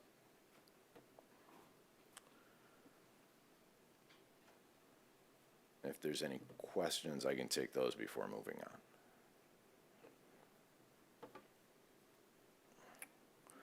Okay, so Seeing none. Department of Public Works, and that's 441 and 443. 441 is our Department of Public Works general purpose kind of, and then 443 is our fleet. So service area, snapshot, general public works and fleet services, again, similar to the other one. This is most of our operations costs, training, conferences, vehicles, equipment, materials. We have a tree creeper subscription software that's in there, sidewalk replacement program, which I do have in a slide later, but it's just the expenses come out of there, but 80% of that comes back as revenue through the sidewalk assessment districts. Vehicle and equipment repairs. So general works, personnel, again, this is adjusted by work output split. Director, deputy director, administrative manager, customer service have a split based on work output from general public works and fleet. Mechanics, only about half FTE comes from 443. We book part of their cost based on their work output, specifically in the different special funds, so 202, 203, 226, and 592. Laborers, total, we have 3 FTE that fall under 441, and a vast majority of that cost is coming back to 441 through the DDA landscape contract. So major accomplishments for these funds, we've maintained and continue to maintain over 100 vehicles and heavy equipment. Mostly internally, there are some things that we send out that are beyond our expertise or capacity to manage. So cost efficiency, especially with 443, we have rental rates, fuel and labor. These are charged back to special funds, other departments based on who is using the vehicle and what the vehicle is being purposed for. DT tree planting this year, small grant, but it does cover the cost of park tree plantings this year. Our community tree planting program typically plants about 100, 25 of which are usually on city property. This year we have a DT planting grant that covers the cost of those. And again, we do seek to try to make sure that our personnel and our budgets cover work splits by work output, which we've been adjusting since fall of last year, I think was when we did a major adjustment. So the sidewalk replacement program, every other year, we do 2 districts. We have 10 total. It's about 241,000. And then again, 80% of that is paid through the sidewalk assessment districts. We have a mower / tractor that is going to be replaced this year for general purpose. And that's just something that's aged. I would have to look it up, but typically with tractors, even though we should be replacing them every 7 years, we have tractors that have been in service since late 90s, early 2000s, and this is one of our older pieces of equipment. And then the mechanics currently have a police surplus vehicle. Doesn't work out great. There are times when they need to borrow someone else's truck to get something. It is an old vehicle. It's end of service life. So we would like to replace that potentially with a truck so that they can pick up larger parts and equipment.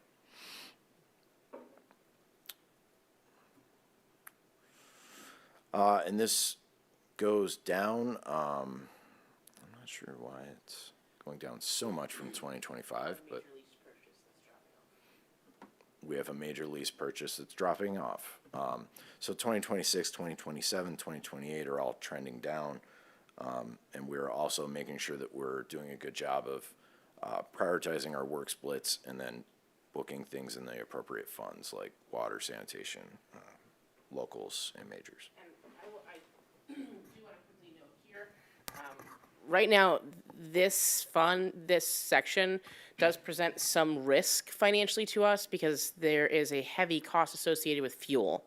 And as we know, fuel costs are very unpredictable at the moment. So I did factor in a little bit of adjustment for that, but if it continues to trend upward, we may need to revisit that allocation or greater fuel efficiency measures. On that note, on the previous slide, the vehicle that you were looking at, is there any way that we can look at an electric vehicle? Yeah, we can. Most recently, we had 4 vehicles that we were trying to get through Ford Fleet, 2 of which were supposed to be EV, and then they stopped producing EVs, so there won't be an EV for 2026. We did convert one of those into a hybrid, and we are trying to look at that. I mean, I would love to. This would be a perfect vehicle for an EV replacement. Yeah, like I was thinking of an F-150 Lightning. They're really solid. Yep. They don't rust, so. We like those two, and we wanted 2 of them this year, and we're told that they are not producing them this year. They are not. Can we get a used one? That's a good question, and I'm not sure what the used market is like. I would assume, I mean, yes, that would be great. What's our charging infrastructure like? Charging for those, typically, we don't have fast charging, and we don't typically need them. What we've done in our fleet master sheet, we've identified vehicles that are good for slow charging. So administrative vehicles, fleet vehicles, vehicles that aren't on the road for 8 to 10 hours a day, are just used occasionally throughout the day and then can be parked in the same location. And it's as easy as just pulling a plug to the outside of the building, plugging it in. So we had the lead service project manager, our sanitation enforcement, and then this is another one that was slated for an EV replacement. And those are all vehicles that have parking spots right next to a building, so we could just pull power to the outside of the building. What are we using currently for our work order system? Like, how are we tracking work orders? Spreadsheets, SharePoint, shared spreadsheets. Yeah, and we do have within the facilities, within the DPW capital, and I think 818 is usually where I put this. We do have a 1/5 split by fund for a work order tracking system. Okay, good. So my next question was going to be, how are we ensuring that our cost allocations are as accurate as they can be if we don't have? But I mean, I love spreadsheets, so. So yeah, and I'll say that we have done a good job in taking, so they can be hit or miss. Spreadsheets are not as accurate as a robust work order system, but we make sure to use these shared spreadsheets every day. Our supervisors are using them. Work is going from the worker to the crew leader, from the crew leader to the supervisor. We're managing these every day. We've integrated it with our customer service, using her as a front desk. So we have a pretty good handle. These are pretty accurate. They can get better, but we do a pretty good job of also integrating our work by budget, because we need to track it by budget, so it makes sense that the budgets actually dictate how we organize all of these things for this purpose. Another question, for the sidewalk replacement program, how many flags does that generally, 241,998, about how many flags do we think we're going to get through? It's a good question. Let me just pull up a calculator because I'm not good at math. I think we paid about $250 per flag last time for a residential flag. Yeah, that was going to be my next question. About 10 feet per square foot. 5 times 5 is 25. So I'll just this should be easier math if I just say 250,000 divided by 250 is what, 1,000 flags. Yeah, 1,000 flags. And obviously that's an oversimplification. Sometimes flags get replaced. Sometimes they get saw cut. Sometimes we need to do root grinding, a few other things, but roughly 1,000 flags is pretty accurate, about 500 per district. Do we have a backlog of known do we keep like a backlog of like reported sidewalk issues that we're still trying to get through? Or are we currently really up to speed and we're really working through an annual replacement cycle type situation? For the most part, they're in pretty good shape right now. In the past, we had taken them on internally as they came in. Outside of city projects, off-year cycle, we would typically, if something is bad enough to where it requires action, we will send a letter to the resident, because residents are responsible for adjacent sidewalk flags. Right. And then if they don't make a repair, then DPW could do the repair and then pass that cost on to them. But I'll just say that typically through the sidewalk program, you get obviously much better pricing. I had a follow-up to Councilmember Johnson's first question. Is the robust work order system the preferred, like, best practice, or are you saying that you like the spreadsheet system? No. Well, the spreadsheet system that we have is pretty good. Yeah. But it's still a spreadsheet system. So yes, a robust work order system that's integrated with GIS is the way to go. And that's part of the reason we were thinking that at this time, this year we would have a work order system, but we kind of were putting the cart in front of the horse. That's why we're doing our digital work order, or I'm sorry, our digital asset collection and updating our GIS. And then the GIS is really going to be the backbone for that digital work order system. And then those things will be integrated with one another. And then just to kind of give an example of the efficiency of that, a lot of times somebody calls and they say, hey, I reported this pothole last month, no one called me back, or like this was never fixed. And then our front desk has to call a supervisor. She is going to look through her spreadsheet, her email, and then they're going to look to see if there's a C-click fix. And there's just a lot of little investigations that go into just resolving that one specific call. And in this case, that will all be in the digital work order system. It will be located on a map. You can click and see at 221 West Troy Street, there was a pothole and it was fixed in September, and now we're in November, and it's likely that a plow just ran it over and knocked out the coal patch. So those types of systems are ideal. They're efficient. They almost pay for themselves in time saved. Sorry. Oh, crap. I don't remember what my question was going to be. Oh, you brought up the assets, sort of the asset inventory and setting up the GIS enabled assets inventory system. How are we completing that asset inventory? Is a vendor doing that? Are our own staff going out and inventorying assets? Is it both? It's both. So OHM, council approved OHM, I believe it was in the fall. They're in the middle of that process. We're starting with water and sewer. They are not capturing, the only thing they're not capturing in water and sewer is water services. Because as we talked about, we're going to start doing those verifications pretty soon here, and we're going to start recording those. There's 10,000 of them. The cost would have been prohibitive. So we're going to do that internally. And with a lot of these assets, the large data capture process is getting done by OHM, but once that's delivered, and actually simultaneously, like with our sidewalk inspections, with these lead service line verifications, we are going to start tagging these things in the field as we work to make sure that our systems of GIS are as accurate as possible. So they're doing a majority of those to get us where we need to be quickly, because it would have probably taken us 10 years to do it internally as work progressed. And then we're building on that, and we're constantly doing training and getting our staff caught up on how to use the GIS system and equipment. And there's actually one piece of equipment specifically that's coming to council on Monday, which would be the televising truck for the Water and Sewer Fund. That is a piece that right now we can't currently integrate with GIS because we have a 10-year-old system that wasn't really built to do those things. Going forward, a lot of our equipment purchases and some of the other technological upgrades we ask for funding for are going to be designed with the idea of integrating into a GIS. And this includes assets like our vehicles, our IT infrastructure assets, like everything's getting tagged in Correct. some way or another. Yes. Okay. I've thought of a question from your facilities slide while we've been talking. I apologize.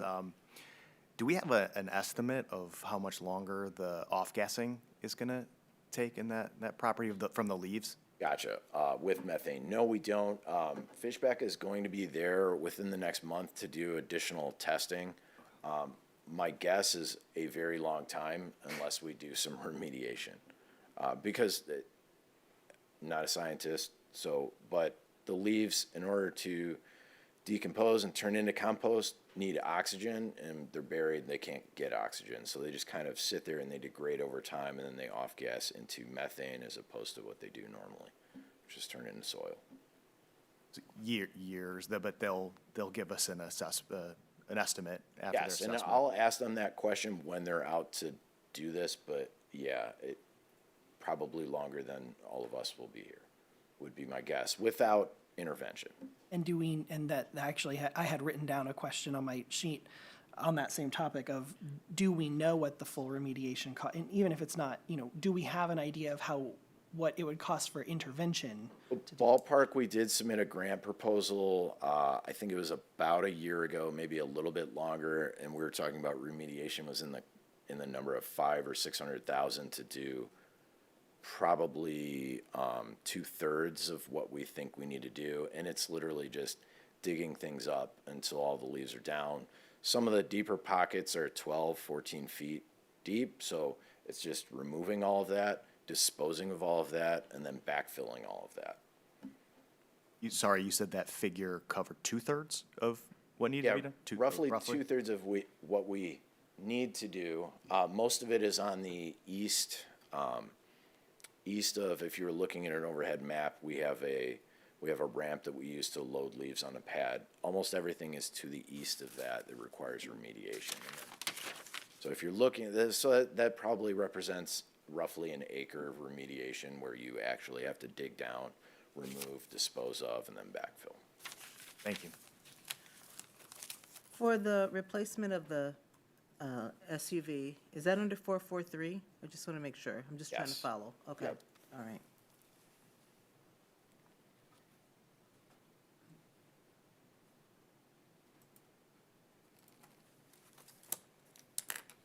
Okay. Okay.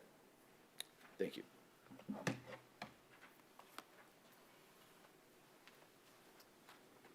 All right, good morning. So CED oversees all planning, building, zoning, and code enforcement in the city. Although we're part of the general fund, we self-sustain ourselves through permitting and licensing fees. So we have 6 full-time and 1 part-time staff, 1 director, 1 building official, 1 city planner, 1 administrative assistant, 2 full-time rental inspectors and code enforcement officers, and then 1 part-time code enforcement officer. And it's also worth noting that we have 2 trade inspectors that are contracted out for mechanical, electrical, and plumbing. Some major accomplishments: we are efficiently administering $420,000 in OLSA grant funds for minor home repairs.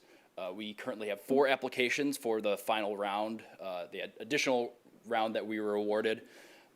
So we have room for about 4 to 6 more applications. So I appreciate everyone on council pushing the word out to residents on that.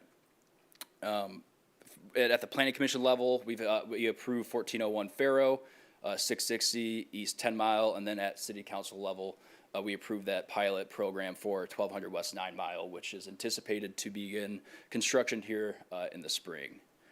We've also successfully implemented Zone Ferndale with new staff and a new zoning ordinance. Things can get a little tricky implementing a new zoning ordinance. So huge ups to Melissa doing a great job processing applications, and Emily as well, the building department. We've also seen an increase in code enforcement activity, particularly with vacant structures. So CED staff found that with the rollout of the vacant structure ordinance, there were some hiccups. We did a comprehensive audit of that ordinance and have sent our edits to legal counsel about a month ago. So waiting for that review and then having that meeting with ordinance committee to discuss some of the changes that we want to see and discuss some of the issues that we've been having at the court system with that rollout of that program.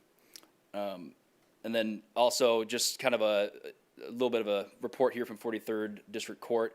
In 2024, we had 299 bead tickets. In 2025, we had 400. And then as of February in 2026, which I should have got updated figures here, but in just 2 months of 2026, we had 61 tickets that were at the court level. So a lot of activity there. Also just wanted to note that at the previous, with approval of bylaws for Planning Commission and BZA, we are now recertified through the Redevelopment Ready Communities, which provides us the opportunity for grants through them, so. Before you move forward, Yes. regarding the OLSA grants, what's the deadline for that again? March 20th, so Monday, March Monday. 24th. But, that we could provide some flexibility, if we still don't have enough applications by then, we can extend that out and expedite that process. But the final deadline to spend money is June 30th. Okay. To spend all the money and provide all the reports to the county. And I just wanted to just I was just thinking about something. Is it possible that we can make some sort of exception for individuals who are not only seniors or adults with disabilities, but also just low income, period? Yeah. Maybe we can, I don't want to see that money go to waste. No, we will not let it go to waste, Mayor. All right. We've been pushing,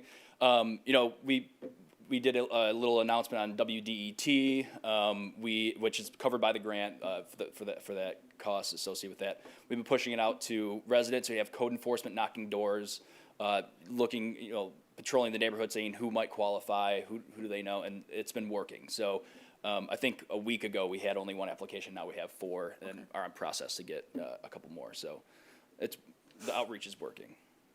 Ross, as a general rule, how successful are we with our tickets at court? So I get that we had 400 tickets. I assume that's 400 tickets written Right. in the year, not 400 tickets for which we had successful adjudication in the city's favor. I guess my question is, what's our clearance rate on these tickets? If we write 400 tickets, how many of those were dismissed, adjudicated in our favor, adjudicated in their favor, et cetera?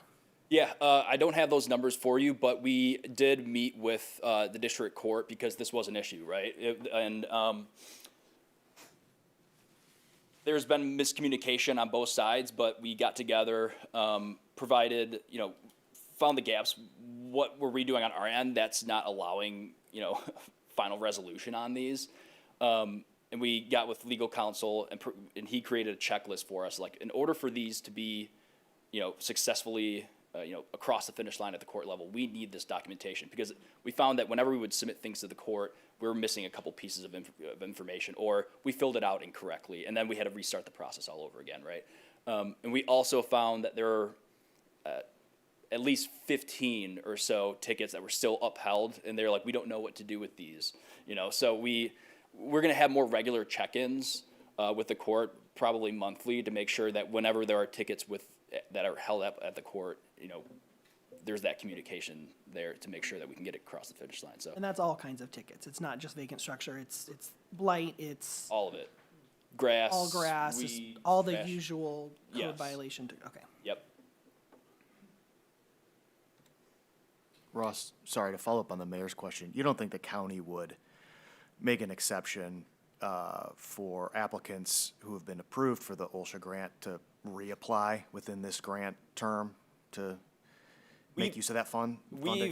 We've been, they've told us that they can't reapply if they've already received the $5,000. But I think if we find ourselves in a bind, we could maybe try to push the county to say, hey, like, this individual really, really needs it. Like, what can we do here? That could be a potential, but we'll see. Thanks. Yep. So some notable changes, speaking to the code enforcement activity, we are proposing to move our part-time employee to full-time. Kiana has been a wonderful addition to the department, provides a lot of, not just support on the administrative side, but and on the enforcement side has been fantastic. And then in terms of grants, so the state and federal grants that were noted in last year's budget has fallen off, has been complete. So we're seeing a decrease in revenue by $311,000 there. And then for CDBG revenue for code enforcement, we're seeing a decline in that as well to $58,168. And that's just a function of the county, since we're a sub-recipient of the counties, the county has changed their allocation guidelines and what they want local jurisdictions to actually use their CDBG for. Yep. Yeah, just making that clear for folks who are Thank you. watching. The part switching Kiana to full-time, very much in support of that. Yep. I assume her workload, she'll just be doing it essentially just a third standard code enforcement officer out and about, just like our two current. Yeah, well, and the administrative side is really important because there is that considering the need from council to want to have that communication back and forth between residents. Got it. That's huge. So that's a lot. She's more going to be office-based, doing that kind of work. Yeah, but she's still out in the field too, Oh, though. okay. Yeah, I mean she's everywhere, man. Mix. Okay. Got Yeah, it. she I like that. And she's, you know, she works a lot with the county when it comes to, you know, if we have an issue about, you know, a blighted property and we can't find contact on, you know, information on the owner, she's great at chasing folks down. So, yeah, no, she's fantastic. And just to get back to the financial, because I didn't include it in this side. So the full burden cost of the part-time is $35,642, and the full burden cost for full-time is $78,753. So that'll be a $43,111 increase to make this change.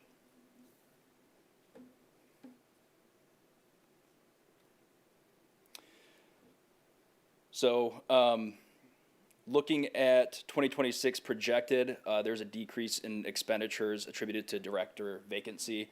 And then there's a slight uptick in expenditures for, that's requested, attributed to the additional code enforcement officer. And then also that decrease in revenue is attributed to the state and federal revenue. We are also proposing a slight increase in contractual services for that housing study that we had talked about at the strategic visioning meeting, and for that GIS services. So I think that was $20,000, right, for the GIS, $28,000. So that's really the changes that you're seeing here. But you know, our revenues are far exceeding our expenditures here. We have a really healthy budget here. So any questions? That's all I have. Thank you. Parks.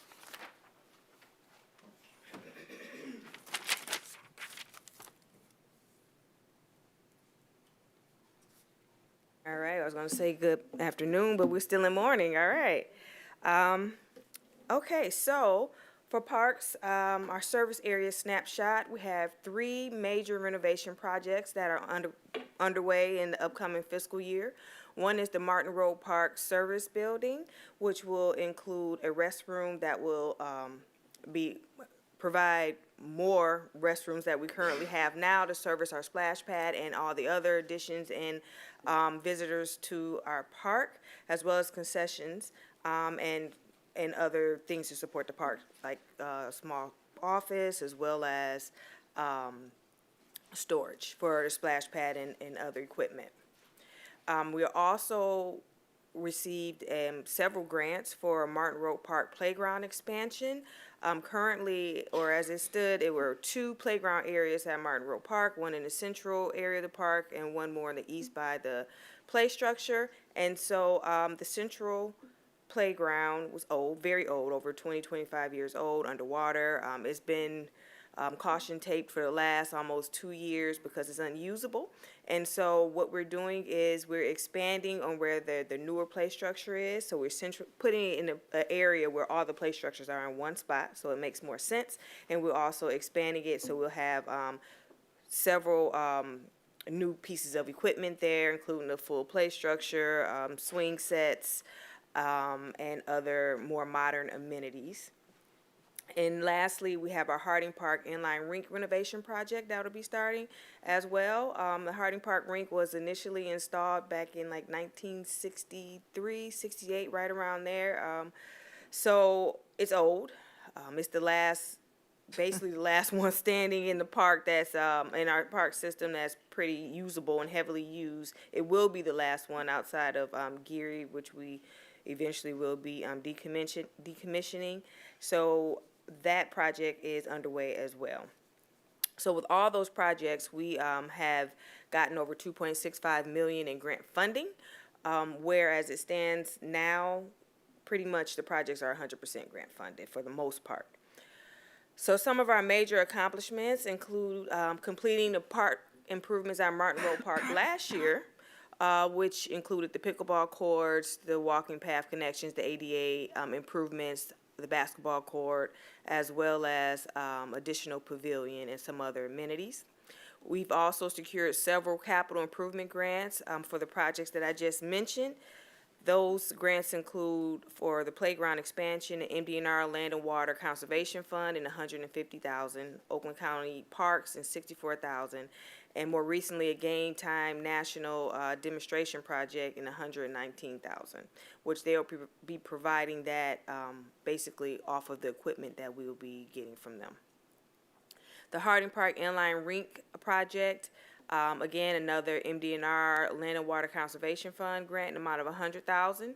We will be kicking off our patronicity grant, which we have gotten approval for, hopefully within the next month or two, where patronicity will match one-to-one for up to $64,000. So we'll get $64,000 from patronicity, and then we'll crowdfund another $64,000. So far, we have almost 4,000 committed from larger sponsors, and we're working daily to get more commitments. So when we do start the campaign, we're already at a head start.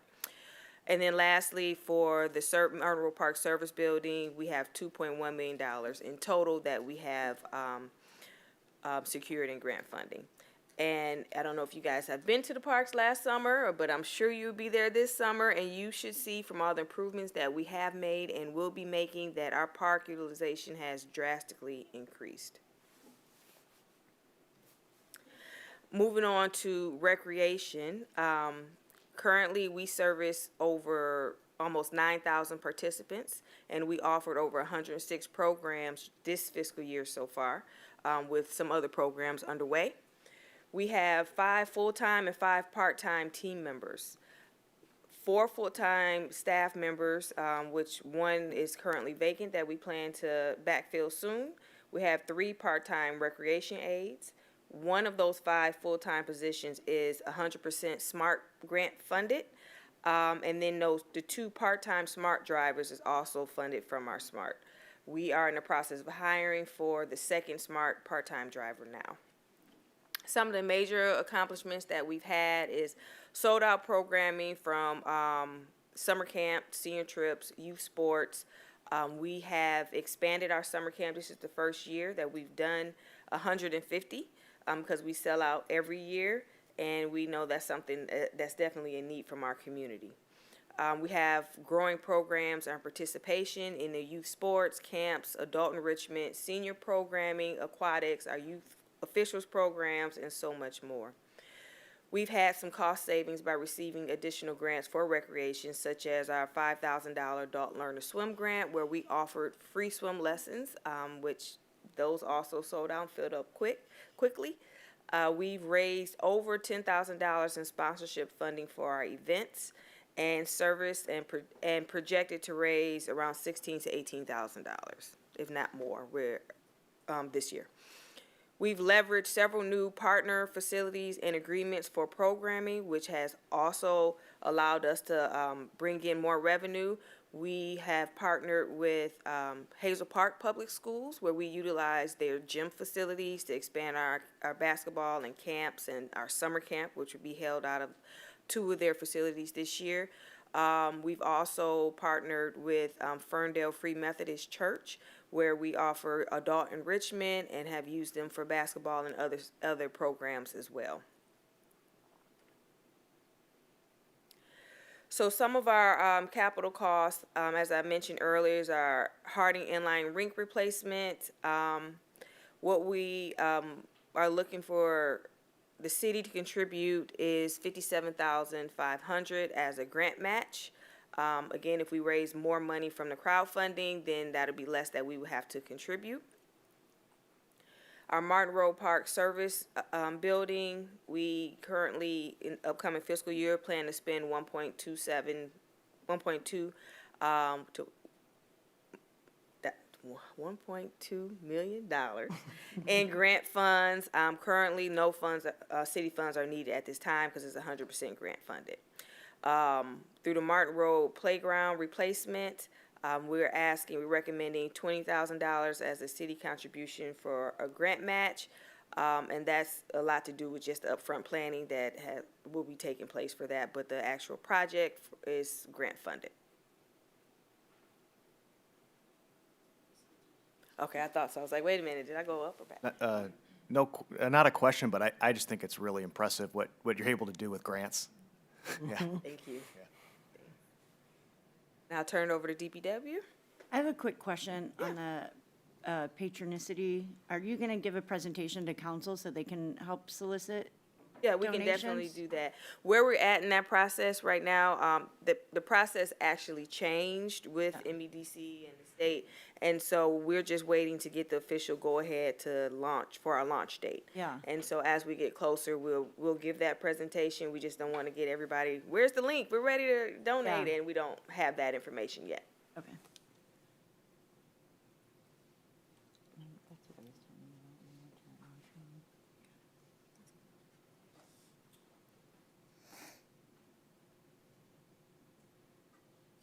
All right, so again, this is another one of our general fund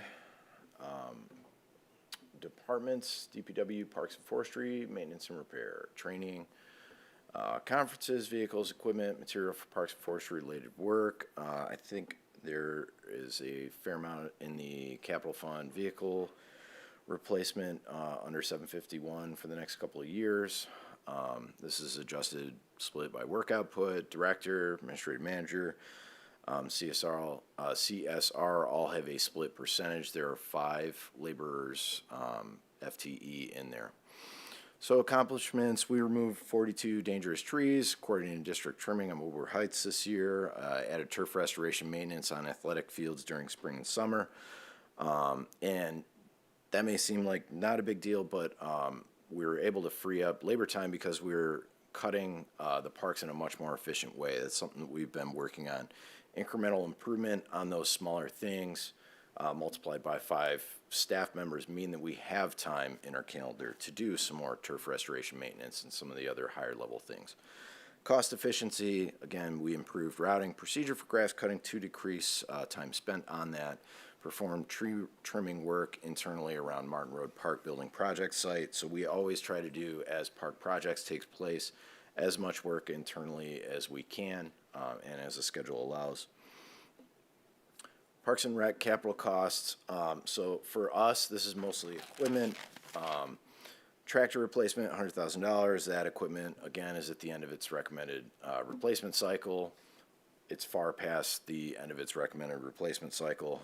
And this is the tractor that's used to drag ball fields, do any of the work to the athletic fields that require a tractor for. So 1204, 1236, light truck replacement. Those are just 2 end-of-life light-duty crew trucks that are used. One of them's a dump-style bed. The other one's traditional crew cab with a short bed. 1256 heavy truck replacement. That is the primary chipper truck, and I think, off the top of my head, I want to say that is a 2009, which seems older than it should be in service for. And it definitely is. 720 and 721, snow tractor replacement. Those are our vent tracks, and those will be probably coming up soon. They'll be replaced with something other than a vent track because those are not great. You know, they got their service life, but we'll probably go with something else like a Kubota. There'll be more on that when those come up for council. What happens with the vehicles when they reach the end of their life? We get any value for them when we go to purchase new vehicles? Yeah, so we have a contract with Bittergy, I believe, does municipal bids. So as long as something has value, and even if something doesn't have much value, it will get auctioned as surplus through their website. Those 2 pieces won't typically bring back a lot, but it's better. We will get something out of those.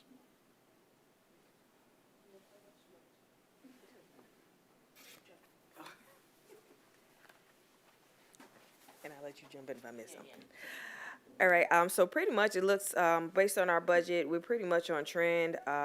You'll see that there's a spike in 2027, but that's mainly because we have the Parks and Recreation building and all the other projects that are happening in that fiscal year. And you'll also see the revenue is spiked in that, during that time as well. So pretty much just, you know, trending on the current projects that are coming up as well as some of the future projects that are being planned. You'll notice that as we get to 28, 29, we haven't applied for grants or have any grants that have been awarded yet. So it's pretty, the revenue is pretty straight from there. Sorry. Well, I'll just note very quickly, on this one, we included the yellow trend line, because that's intended to give you more the true cost to the general fund of operating Parks and Recreation, net of all of those grant proceeds. Thank you. That was my question. Any other questions on Parks and Rec? Yeah, so how are conversations developing with either the Oakland County Parks Board or our neighboring cities on the sort of intergovernmental partnerships and things like that? You know, I'm thinking, I was just checking Hazel Park. You know, Hazel Park has about $580,000 total for their recreation function. And it's like, well, together we could probably make that 580 turn into something better for both communities. And so, you know, how, if at all, are we engaging in those conversations? And I know there's interest on the Oakland County Parks Board for more sort of regional type recreation and things like that.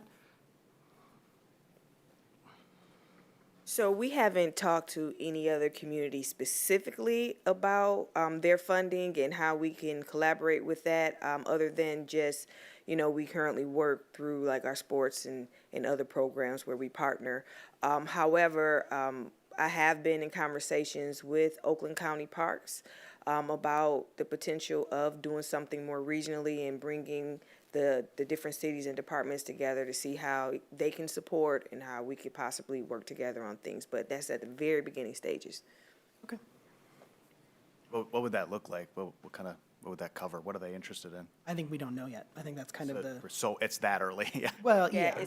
it's pretty early, but you know, the county wants to take the lead to kind of bring everybody together to make sure that they can support. I mean, they have a plan for the county right now and some funding to back that, and they want to make sure that, you know, everybody benefits from it, because everybody doesn't have a county park or programs that are offered through the county. So it's an opportunity for them to also have make a mark or have a place and involve different cities that don't have, you know, the same type of support from the county to get that support. Great. Thank you.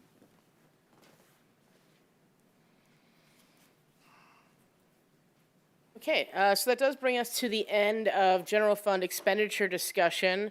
I will note, if you have any questions at all on general fund, now would be the time to share, because I do intend to let some of our general fund exclusive department heads go after the lunch break. So if there are any other questions on any general fund specific departments, please feel free to share those now, or you know, our department heads will be hanging around for the lunch period as well. Otherwise, after the lunch break, we will go directly into major special funds. So we don't, as part of this workshop, touch every single one of our special funds. Some of them are fairly inactive, but we look at all the ones that have major expenditures associated with them, capital projects, things like that. Any other questions at all at this time? I think the only question I have was related to facilities maintenance, and, you know, having the conversation around, are we having the conversation around, we've talked about sort of in-housing certain things versus contracting them out. I don't think we could do skilled trades. No one can afford to hire skilled tradespeople on their staff anymore. But are there sort of like, something like a building trades worker general, someone who isn't, you don't have to be a licensed something, that can do the work that doesn't require a licensed or a master, that kind of does the general sort of, you know, jack of all work kind of thing, kind of position that we could have a little bit more of that in-house, so we can try to cover some of those things, so that what we are outsourcing to the vendors really is the more specialized, okay, I really do need a licensed master electrician to deal with this issue and to sign off on documents and stuff like that. Yep, there is certainly more that we could do internally, but we do a number of those type things using current staff. So our custodial maintenance does do a lot of those smaller, if it's something like replacing a light fixture or GFI goes bad, they can do that and do that. And then part of our DDA crew leader, who we don't currently have staffed, we're going to open that position up soon. that person, part of their job is doing some facilities things as well. And then I just have one more question, I think more for you, which is, we were it's come up in a couple different departments, things about, billing for services. Chief Robinson did a great job talking about how just improvements in the billing and following up on stuff. But, what efforts are we making for, let's call it collections, which I know is a really icky term, but at the same time, if we have a large AR, what are we doing to collect on what we're owed? And, if we are owed something and it's not been like what steps are we taking to really kind of collect that revenue? We don't really have a centralized collection strategy. Some of the programs we're talking about where we're starting to generate more revenue has to do more less with people not paying us and more with us not invoicing people or not going through the process of making sure that they are permitted or that the fees have been assessed. So that really comes down to the department level, ensuring that when we have something on our fee schedule, we have the process behind it for actually issuing those invoices. Great, thank you. Any other questions? So we are a little All ahead right, of schedule. Colleen, are we going to get this presentation deck? Yes, I just emailed it to all of you. Okay. Yeah. Thank you. Yes. Sorry, sorry to interrupt. No problem at all. We are scheduled to break for a 30-minute lunch. We're a little ahead of schedule. So I would say we could start again at 12:10 if everybody is good with that. Okay, sounds great.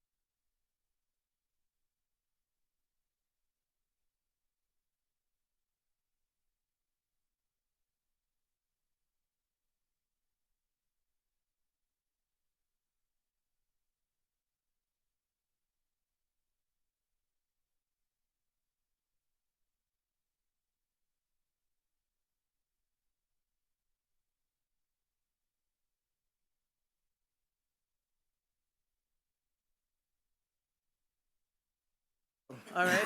I Okay, was just letting you know IT is good to go. all right, all right.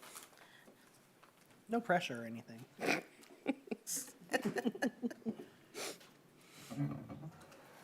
I like that I'm up to 3 beverages now. I love a beverage. Okay. What did we say, 12:10, 12:11? 12:10. Right, well then, we're back in session at 12:10. And Madam Mayor, before we get started, may I say, I think I can speak for everyone, thank you, Michael, for an incredible lunch. Oh, yeah. This was one of the best I think we've ever had. So, thank you. Hard to beat hamburgers and just a nice picnic lunch Rice Krispie treats. and Rice Krispie treats. So, thank you.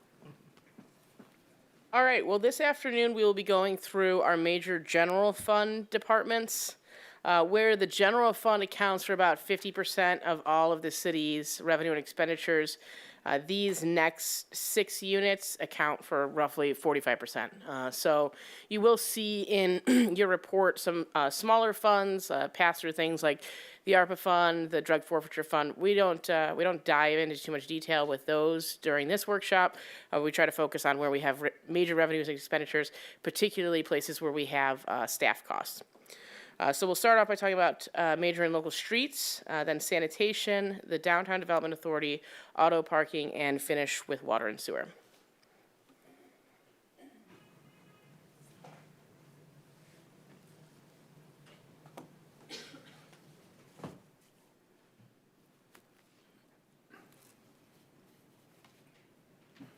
All right.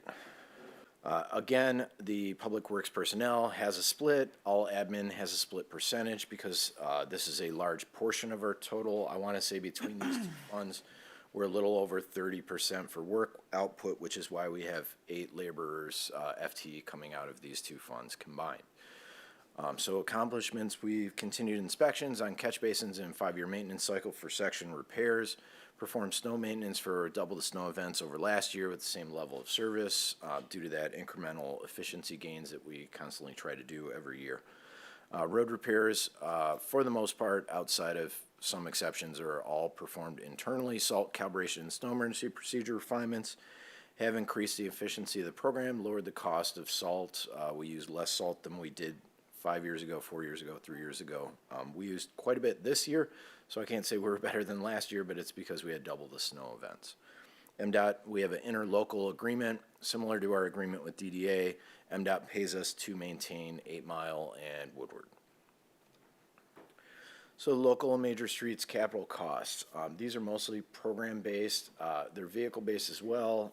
But our crack sealing program, which is something that we do every other year, it's about $110,000 to just seal cracks as they occur on asphalt. Doing this extends the life of pavement, so it's a small investment if it extends the life of the pavement by a few years at the end of it. Railroad crossing improvements, we have $275,000 in there. There are some safety improvements that need to be made that we would like to make at Hilton Road, and those are mostly related to our compliance with the quiet zone. In our quiet zone affirmation process, we are very close. There isn't much of a margin for error, so if there are accidents, things like that occur, or if traffic, if the average daily traffic counts go up at some of our locations, that raises the risk rating, and then there's additional improvements that we would need to be made. So we're targeting some work at Hilton Road to make sure that we can manage that higher risk. West 9 Mile repaving, this is happening in 2027, 80% of which is paid through the Transportation Alternatives Program, which is federal dollars brought through SEMCOG. We apply for these anytime we're doing a major road resurfacing project that would qualify. So last year we did Hilton Road, that came from the same TAP grant at an 80-20% split. And next year we're doing West 9 Mile from Woodward to Livernois. DPW and West Yard facilities upgrades and improvements. This I mentioned briefly in the 265 discussion, but based on work output, the split coming from local and major streets for DPW facilities improvements is $195,000 for this year. notable changes. So again, DPW facilities improvements are now coming out of here by work output split. Salt barn replacement, that was scheduled for this year, but we are moving that back a little bit because there are some grant funding that we can get through MDOT because we're in MDOT. We have an interlocal agreement to maintain Woodward and 8 Mile, but there's a bit more of a backlog than we assumed on that grant program. Being that it could potentially pay for 25% of $1 million replacement, it makes sense for us to delay. And there would be a little bit more operationally that we'll put into repairs on the current barn. But it makes sense for us to hold that off as long as we can to potentially get that MDOT grant. And these trend high, continually going up because it's mostly, I think, just tracking with interest over time. Looking at my budget, one thing that I'll mention is that the state, next year, state money comes in from motor vehicle highway funds at $2.5 million in 202, and then 203 is slightly less, 700,000, and then we actually transfer from major funds to locals every year as well to build up that fund balance. So that way by 2032, 33, 34, 35, whenever we need to do another local repaving program, we've got a healthy fund balance in locals because that's where a majority of the work comes out of. I think the increase is related to the increased state road funds. And my question to that is, we're expecting an additional 480 for 27 and 28, and then an additional 1.26 in 29.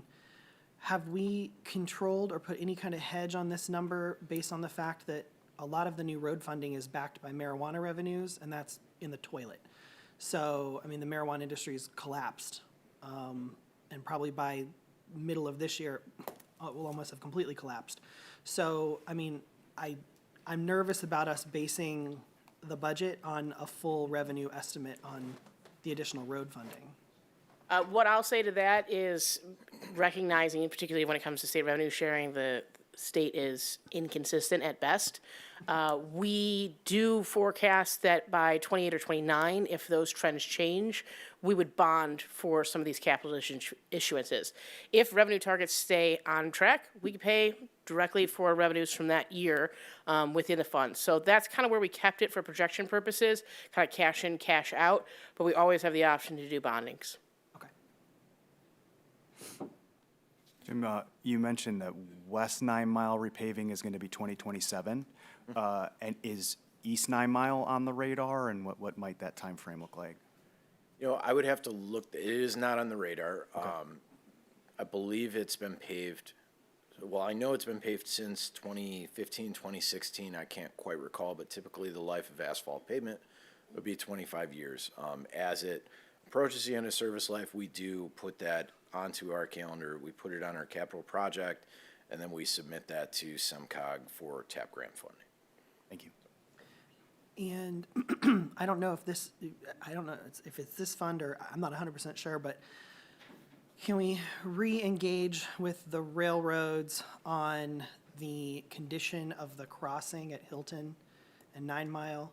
This is unrelated to the accident because that had nothing to do with this, but again, I feel that the crossing has deteriorated quite rapidly since they just replaced a lot of the fairing in there, so I don't know why it keeps falling apart so quickly, or if they're just not using, they're going with the cheapest possible solution to shut us up for a while, but it feels like driving over it as a person who lives on Hilton Road is worse than it's been in a while. So I'd like for us to re-engage with them and see if we can get them to come back and fix it. And I know that's a constant Groundhog Day experience, but I think it's one we have to keep doing. Yeah, we can, and there's also an option we are looking into through this for, there's a state rail crossing improvement grant, and we have talked to them in the past. That was something we talked about a couple of years ago before they made those repairs on Hilton. It's a potential to push that program a little further because it comes less out of their pocket, less out of ours, And I think I'm sure they would be happy to write a letter of recommendation to the state for that funding. So that is an opportunity that we'll look at in conjunction with speaking to the rail. And then the exit off of 8 Mile to Hilton, where we have the strip of, well, it looks like pavers, but it's the brick, looks like brick. Yeah. That has completely crumbled over the last month. And not just because I exit off of it every single day, but also because I've watched other vehicles hit it in ways that it's like, okay, this could become problematic for people. Yeah. I think we need to address that relatively quickly, because people are coming out, even though people are supposed to be at a lower speed, people kind of make that little whoop off of 8 Mile higher speeds, and I think we need to take that into account when. Yep. That's one that's not on my radar, but I will put it on my radar. Even if we're just jamming cold patch into it for now, I mean, is what it Yeah, is. and you'll notice we've had crews out. It's a struggle. We're putting coal patch out, but every time it snows, the plows pull it up. We've been doing some coal patch. We've also been contacting Ajax every day to try to get an idea of when hot patch is going to be available, because we are waiting for that. So the coal patch is temporary. Eventually, we'll put hot patch in some of these areas, and this is probably already on our highway team's radar, but I'll make sure that it is.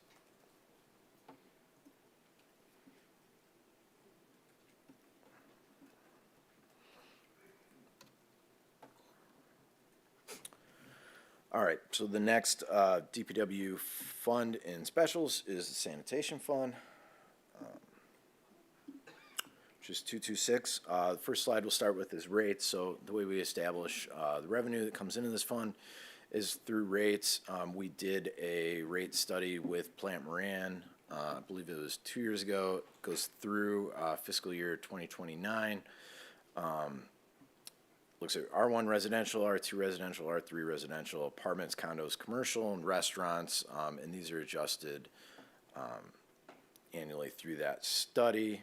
What we're looking at up top is 12.5, 12.5, 12.5, and then less at 8.5. And you'll see that there's different rates for each zone type, and that's just based on the amount of service that they receive or require to support that type of zoning use. So the sanitation overview service area snapshot, DPW uses this for sanitation training, conferences, vehicles, equipment, materials. Residential leaf collection is one of our larger programs. Out of here street sweeping is another huge program within this fund, and then recycling and refuse handling, so the car trucking contract through SACRA. General Public Works personnel split, again, adjusted by work output. We have director, deputy director, admin manager, and our CSR all have a split percent. We have 2.5 laborers, FTE, coming out of this program. And then accomplishments, sweeping 70 miles of local streets, MDOT highways. Sorry, I thought that was a hand up. Collected 9,500 yards of leaves, reuses compost this year. I've mentioned this every time we talk about compost, but it's a great program because everything goes to SACRA, gets converted into compost, and then next year we put that out in our parks for the community to use. Special recycling events, we do those throughout the year.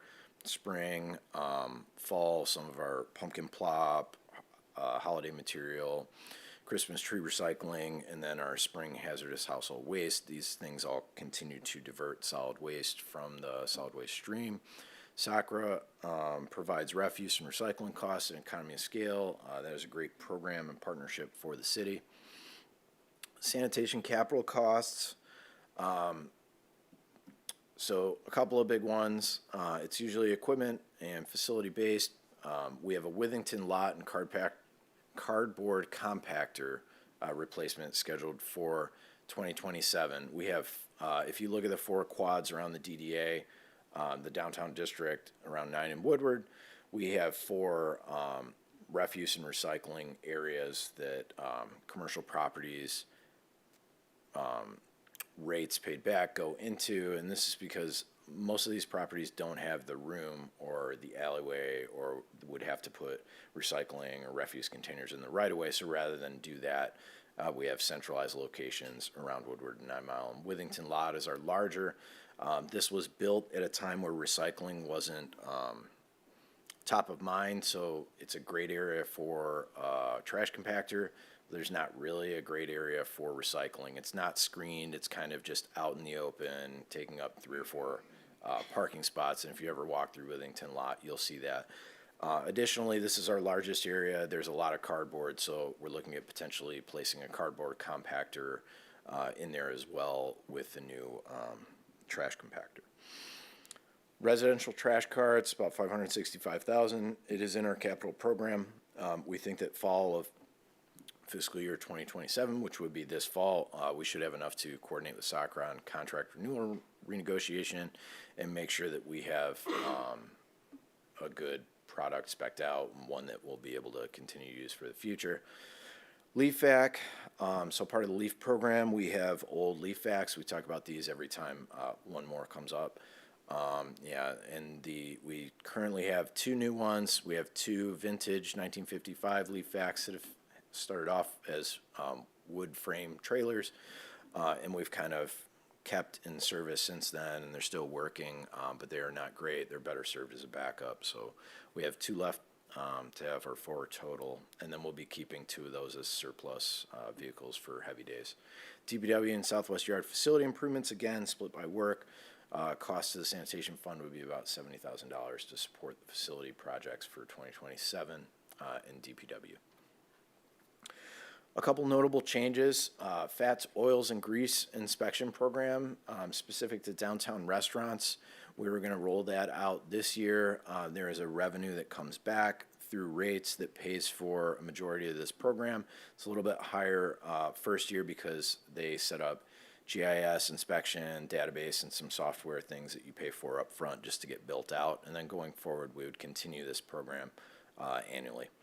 Brush chipping and some other things with SACRA. We're just looking at frequency reduction, some of the services that we maybe aren't making use of 52 weeks a year, but are paying for 52 weeks a year. We're just looking for ways to be a little bit more cost efficient without really scaling back services. So I just mentioned that here as well. Expenditure. What does that look like? It's just, we've had the recent storm and kind of things happen. So I just want to know, what does that look like exactly? Yeah, so the transfer station, which is a little bit further away on Coolidge in Troy, takes things that you can't set at your curb every day. And not every resident can take everything there. But what that would look like, if we're talking about specifically brush chipping, most communities within SACRA and around the area do not provide 52 weeks a year. If you think about the way you do landscape maintenance, you're probably not spending a lot of time December, January, February doing it. There are storms, things like that. My suggestion for that is if we had a rainstorm or something like that, that's handled as a separate thing. We can always do special recycling within our parks to supplement something like that. But if we're talking brush chipping, my recommendation would be to scale it back a little bit on those months that we don't use it and that we're currently paying for, and then maybe do every other week, once a month frequency. There's just different ways that you can do it. You could do it weekly during the busiest 3 months, but just it probably makes sense for us to scale back on those times that no one's actually even using that service. Can we, so thinking about street sweeping and sweepers and the street sweeping program itself, is there a reason we haven't looked at splitting the cost between the sanitation fund and the water fund? Because street sweeping is often, it's really done for the benefit of the water system. It's really done for the combined outflow system. So, I mean, it's helpful for everybody to have streets look nice, but it's really to keep stuff out of the sewer system, basically. So is there a reason we haven't looked at that possibility as building that as part of our sort of plan moving forward, that we could say, half of a leaf vac, half of a sweeper could be covered by one fund, half by the other? Yeah, so the city manager could talk about that a little bit more specifically, but what I'll say is within DPW, there are several work outputs similar to that, and then typically we look at pairing those with the healthiest fund balance and an overall strategy without special funds. So there may be ways to street sweeping could go in water, it could go in sanitation, it could also go in locals and majors. Right. It's just a matter of which fund balance is able to take on that fund. And right now, it's sanitation. If the budget pushes different ways and makes things, we can react and we can put that in other special funds as needed. And we do think about that internally when we make these budgets. Great.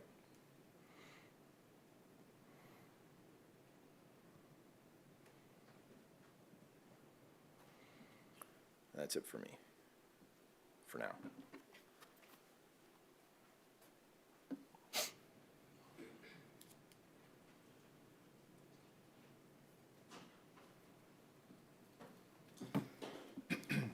Good afternoon, Mayor, Council, colleagues, and community members who may be watching.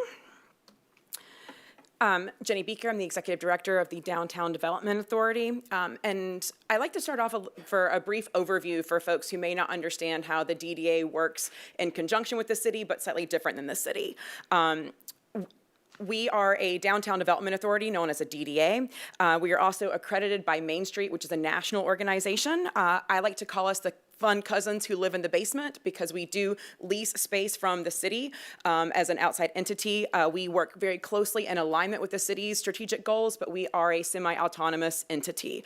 So we are governed by a board that is appointed by council members and the mayor, and then I, as executive director, report to that board, almost similar to how a city manager and council model works.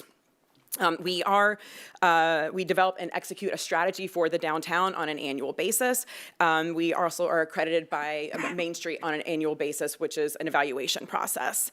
And our current TIF plan that I will talk about a little bit further in detail was established in 2010 and is up for renewal in, 2012 and is up for renewal in 2032. We did have an interim possibilities plan that was done between 2019 and 2021. The DDA was established in 1981. And we are codified by the tax increment financing legislation, PA 57, in the state of Michigan. And we are also, we've been accredited since 2001. We are tied with the community of Rochester as the longest continuous accredited Main Street communities in Oakland County for more than 20 years now. Okay, so our full-time staff is myself and Summer Reilly, who's an engagement manager. Some of the major contracts that I'll talk about today are for our social media management, that we operate as more of a tourism strategy, highlighting what's happening mostly in downtown Ferndale, but can also be around downtown Ferndale. We see that as a way to draw people to the downtown district. We do also have a contract with DPW. Again, we're the cousins. We don't get anything for free. We do have to negotiate and execute interlocal agreements. We did go through a competitive process to choose DPW as a partner in that. We have been maintaining winter sidewalk clearance during snow season. So this is our second year with Santoro Services. And exceptionally right now, we are working through a major initiative with Merge as our wayfinding design partner and Giffords and Webster to oversee a sidewalk repair program. We're also working closely with DPW on those initiatives. Some of our big accomplishments in 2025, we actually facilitated more than $38,000 in local business grants. We did work with one business to receive MEDC's Match on Main grant. Ultimately, they were not able to accept that, but we will continue to work with businesses as much as we can to identify those opportunities. Funny enough, because of that grant process, we identified K9 Turbo having another great project idea that we were able to match with an American Express grant for $10,000 that they have recently implemented. So this is one way that we look for ideas with our local business community and work with them to find funding and execute those. We welcomed 5 new board members on our 9-member team, which 9 includes council representation.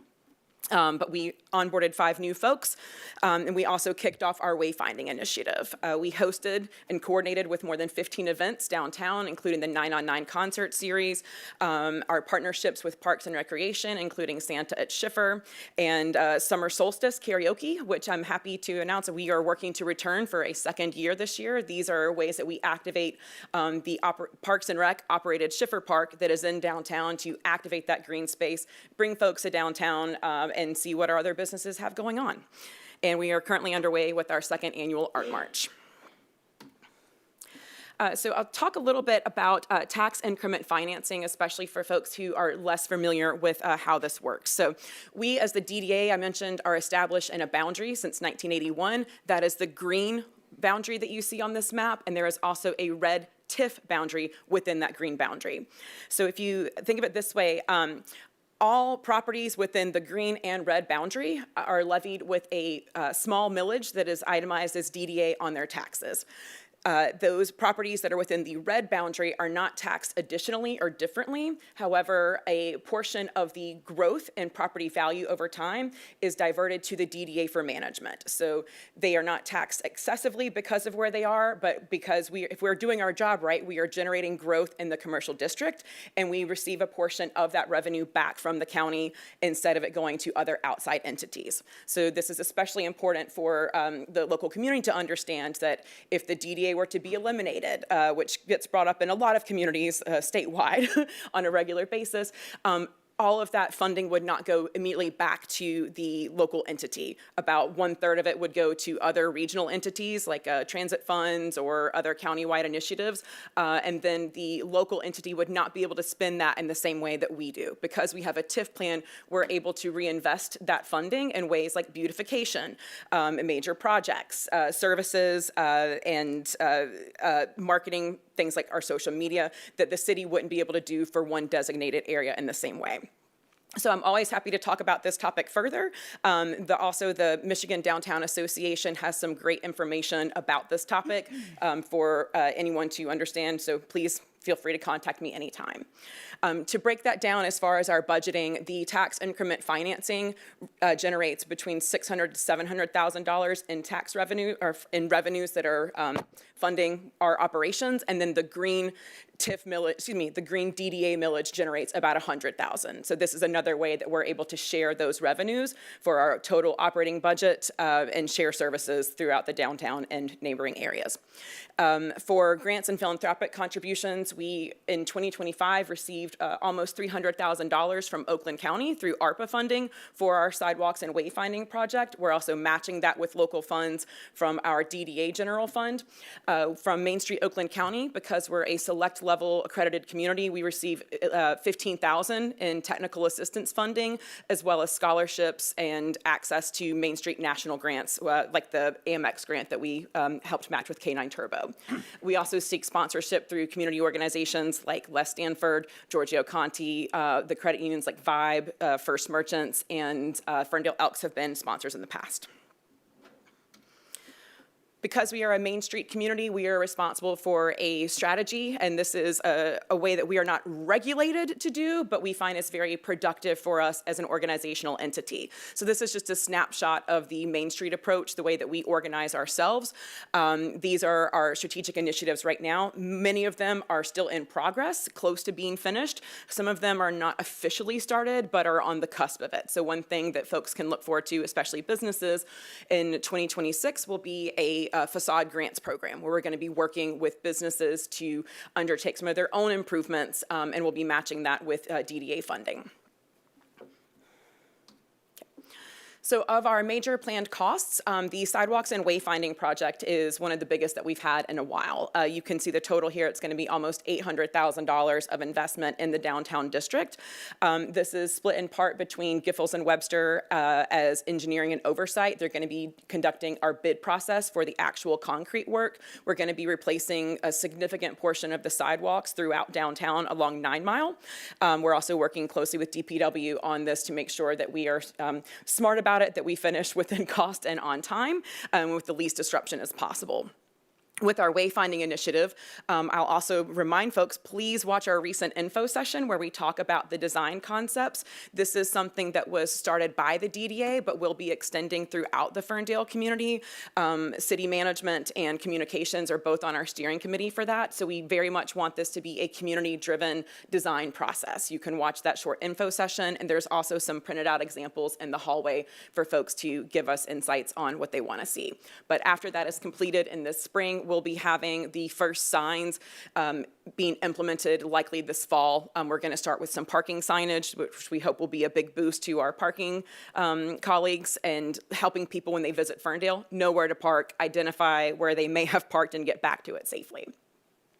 with our downtown maintenance contract. This was again put out to bid in 2025. This includes labor that Director Jamieson has already talked about for routine maintenance, cleaning, street sweeping, sidewalk clearing, and also the decoration and landscaping. Last year, we were really happy to receive compliments from multiple sources on our hanging baskets.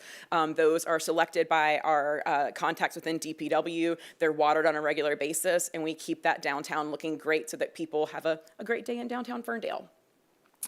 We are working on a valet parking program pilot. I've earmarked this for reference.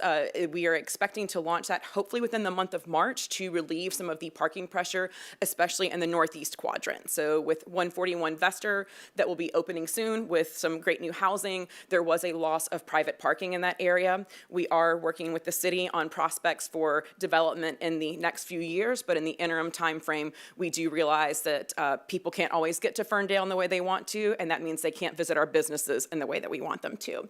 So That's launching in March? we're hoping to, yes. We've been working, we've selected a valet labor service partner, and then are working on where these cars will actually go. So that's been an ongoing conversation. So on that note, this is showing just the expense side of things. We are working on that to be a revenue, but not necessarily profit-generating model. We don't want this to be a money-making thing for the DDA. We see it as a good service, but we are working on a way that that balances out so that we're not just throwing money at a parking problem. And thanks again to our partners in the parking department who've been working closely on that initiative. Sorry, just real quick on that. I don't know if this is a DDA thing. Maybe it's a parking thing or DPW or roads or all of the above. The signage also program potentially. Folks have been talking to me about safe, convenient places for accessibility drop-offs in downtown and rideshare drop-offs. And I don't know if that's on the radar. I don't really have a question beyond that. It's really, I guess, more of a comment to kind of put it on the radar, I guess. But yeah. That, I think, would fall under our strategic planning, which I'll jump to in just a moment. Great. Yeah. And so you were thinking on the same ways that right. we are, exactly. Can't wait, thanks. And to finish up, one of the ways that we see safe downtown experiences, I skipped over the sidewalk clearance. We've had good success with that in the downtown TIF area so far. We are getting more questions from businesses in the extended DDA boundaries. Can that come up further to us? So that is one area that we're looking at expanding on next year because we see sidewalks in the winter as a safety issue. And it's also an economic driver because if people can feel comfortable in downtown Ferndale, hopefully they choose us than going somewhere else. With regard to rideshare mobility and multimodal transit, certainly. Part of our strategic planning here is more in regards to our longer-term TIF planning, but I think further down, the 50,000 in the Withington Alley planning is one component of that, where we can anticipate with seeing where restaurants and places are located, where are people getting picked up and dropped off. We've seen success in other communities marking that, and then I think currently Uber or Lyft One, they route most people to the corner of Withington and Woodward, which may or may not be ideal, but is where they are currently designating it. So that's certainly something that we would continue to look for with parking and signage.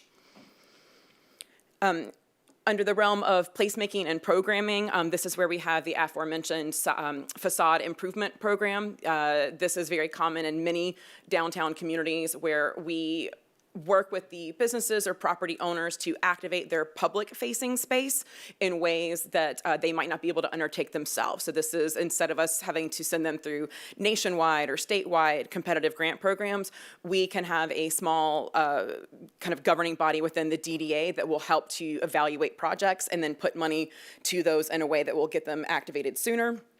And we also see units, it's almost like micro-lending if you look at that model, that we know what will work and we expect we know what works in Ferndale, what they're trying to do and how that aligns with our strategic vision. This also includes our special events programming like 9 on 9.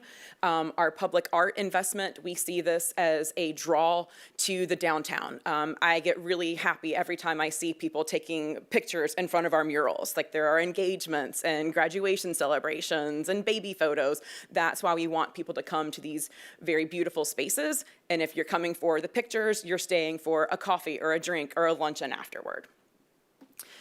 We are also looking at promotional sponsorships for some of our larger events. We do hear from outside event organizers that their costs are going up. We don't want to lose these hallmark events in Ferndale. We recognize the promotion that we get from people coming for these major attractions, and we want to support that. The events lineup that we have is really extraordinary, so we want to make sure that we can keep that happening and show that, hey, this is an endorsement from downtown Ferndale. We welcome you here. Something that is a larger item at the bottom of programming and placemaking is the potential to restripe our crosswalks. This will have to be done in conjunction with the resurfacing. Many people know downtown Ferndale for our mid-block 9-mile rainbow crosswalk. It is how we signal you're not just, we're not just inclusive here, we are welcoming to people to come to Ferndale. We see this as really being part of our visible identity, to have inclusivity and welcoming folks wherever you're coming from, whatever lifestyle you're coming from. So we have at least the one in the middle of 9 Mile between Woodward and Allen that we would like to do, and we've identified the potential to do a second one. So this would almost bookend parts of 9 Mile to really emphasize where our downtown district is. This is an optional cost. The board is evaluating that, and we would also seek to get additional grant funding to match that. So it's not a recurring thing. There is a maintenance cost to it, but there is a one-time upfront cost that we would work with DPW to execute. With our social media management, as I mentioned, we do approach this as more of a tourism strategy. So you will see things that are near the downtown district, but might be right outside of it. Similar to our beautification logic, if people are coming to Ferndale, for one thing, they're likely to come through downtown Ferndale. So the intention is to get them to Ferndale and get them to stay in downtown Ferndale. We do strongly emphasize TIF content for our businesses there. So this is a way that we have looked at this with other guidance, that we are allowed to do more of a tourism strategy, but with a very specific interest in the downtown TIF district. And overall with business services, we do have some great community partners with Oakland Thrive, regional chambers, and other communities. There's a wealth of information that Main Street nationally provides for mentorship and just information services for local businesses. We're also looking for ways that we can incentivize this with programs. So things like our Downtown Ferndale Dollars that's sponsored by YIFTI. Can we undertake matching programs for that? And how do we get the businesses who would be accepting those to manage it from their end, make sure their staff understands the more businesses that we can get to partake in that program, the more value that has, that you can spend downtown Ferndale dollars at 40, 50 different places. They can even be spent outside of specifically downtown Ferndale, but that money would stay in Ferndale. This is also something we work closely with Main Street Oakland County on, for them to match with incentives. We're also working on an online Shop OC Main Street's page that will allow our local businesses to have an online platform if they don't manage their own website. Okay.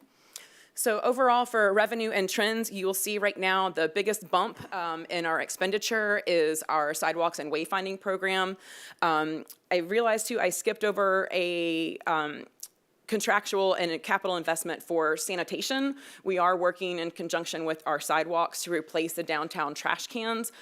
We are working with DPW to include a contract with Car Services to pull those trash cans on a more regular basis than we are doing currently. So if you look at how the downtown is similar but different to neighborhoods, I'm a resident. I get my trash collected once a week. But in downtown, we have to service those cans on a more regular basis or they would overflow due to people walking by them. So that is an added service that we are working on with the city to get that contract in place. And then we're also going to be replacing those bins in a way that would be easier for them to be serviced. So instead of somebody having to open the side of a can, it's going to be quicker and more cost efficient for them to pull it out of the top. We also need to replace that infrastructure because they're probably 20 years old now, and we want something that would be longer lasting but look nicer, part of that overall beautification. So there is a spike now for 26 and 27 that we don't expect to see all other years, but we are also spending down some general fund revenues. And then as far as exceeding that long term, we have a strategy outlined, and that's kind of our plan that we're working to, and always supplementing that with additional grants and being creative for how we can get funding to do the things we want in downtown Ferndale. Any questions? You mentioned that the DDA, we're one of the, tied for the oldest with Rochester since 1981. For Main Street. So we, Main Street. yeah, Oh, okay, Main okay. Street, we were accredited, but we are also pretty old. I think the oldest in Oakland County might be like 1978-ish, 9-ish, maybe 80. We're well established. Has since its formation, have the boundaries changed at all for both the TIF district and non-TIF DDA? No, and that's a great question, because the the DDA boundaries were established in 1981. TIF is not an easy thing to reestablish. We can sometimes expand on those, but we have seen some, I'll say, stricter attention at the county level on TIF plans. So that's something that we have to approach very carefully. We wouldn't want to jeopardize renewal of our TIF by trying to go into newer areas that would undermine what we still have. Does that answer your question? Yeah. But you have been sort of thinking about that and what that might look like, what that might take to do to, I don't know, maybe not extend the boundaries to businesses on Hilton and Livernois and Marshall, but I don't know, satellite TIF districts that are a part of the oversight of the DDA, but. And that's something I don't want to speak on behalf of CED, but we have been in some really great, encouraging discussions with them. There are alternate models that would complement the DDA that would be more appropriate for those districts. So in addition to a downtown development authority, there is a corridor improvement authority, which is the model that Oak Park has, for example. So there are 4, without going into details, but it just sort of depends on what you're trying to do, how the funding will work, and it's something that the city is really looking into. And we're excited about that because, again, what's good for downtown Ferndale is good for Ferndale, and what's good for Ferndale is good for downtown Ferndale. Right, that is exciting. I love to hear more about that, yeah. Thank you. Thank you. Oh, sorry, one other one. I'm sorry. You got a great slide here. DDA strategic initiatives by Main Street, 4 points. You kind of got all the yeah, thank you. Is there anywhere where there's kind of written up in more detail, we kind of get more insight into each individual program? Another great question. We are working on overhauling our website right now. So 2 of the other things that I think I glossed over was investment in a CRM system. So part of our information management within the DDA, we have, I think similar to what DPW has mentioned, operating off of spreadsheets when we could be using information systems. So that will be a one-time implementation cost for us to move to a I'll say a really robust downtown management information system. And then we'll also be integrating that with a future website. So we also have to be sure that our website is ADA compliant, that people can go there, get information easily, that they can understand it. You can find what they're looking for. So that is part of our kind of communication strategy in there as well. And CRM migration that you see on the slide. Yeah, great, thank you. Thank you.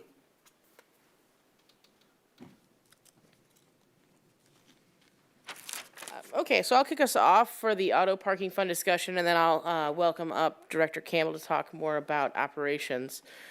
Very quickly, in relation to the deficit elimination plan that we adopted earlier this year, we did propose to continue the strategy of alternating either our hourly rates or our monthly and annual permit parking rates. So fiscal year 27, we would be due for an increase to hourly rates. What is proposed is a rate increase that is similar to what was done in fiscal year 24, which is just 10 cents an hour for each of the 3 categories that we have. Park Ferndale did put together, in this graph, if you can't see it, green is on-street, blue is off-street, which is our surface lots, and orange is the garage. Park Ferndale did put together some hourly rate comparisons for us. There's more details in their larger report, but this just gives a snapshot of some of our regional services, or regional communities comparables to look at. And then I will hand it over to Bruce to talk a little bit about operations and accomplishments. Thank you, Council, Madam Mayor, Council. You know, one thing I'll just highlight about what Colleen just said is we perform these rate surveys annually. We've got the spreadsheet that I track these on year over year. We're pretty consistent. This pattern of the hourly rate comparisons is pretty consistent. Let me go back to it.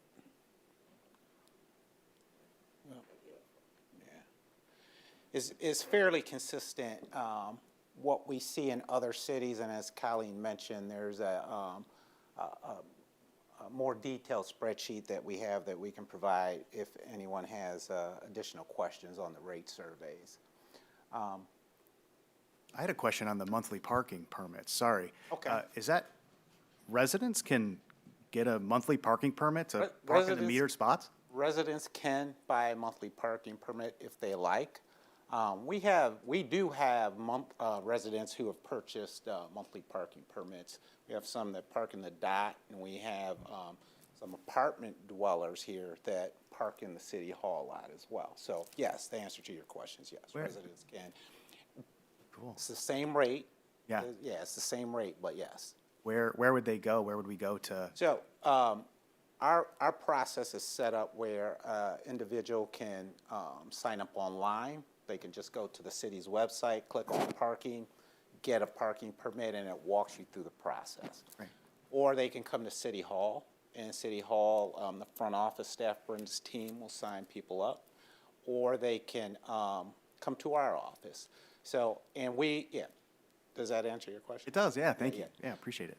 So our office takes me to our office is open Monday through Friday, normal business hours, 8:30 to 5 p.m. People can walk in. We have we're staffed with we have an office assistant, customer service person who takes calls, who assists people walking into the office who need directions or who need going to the wayfinding discussion, or who just need assistance with their permits.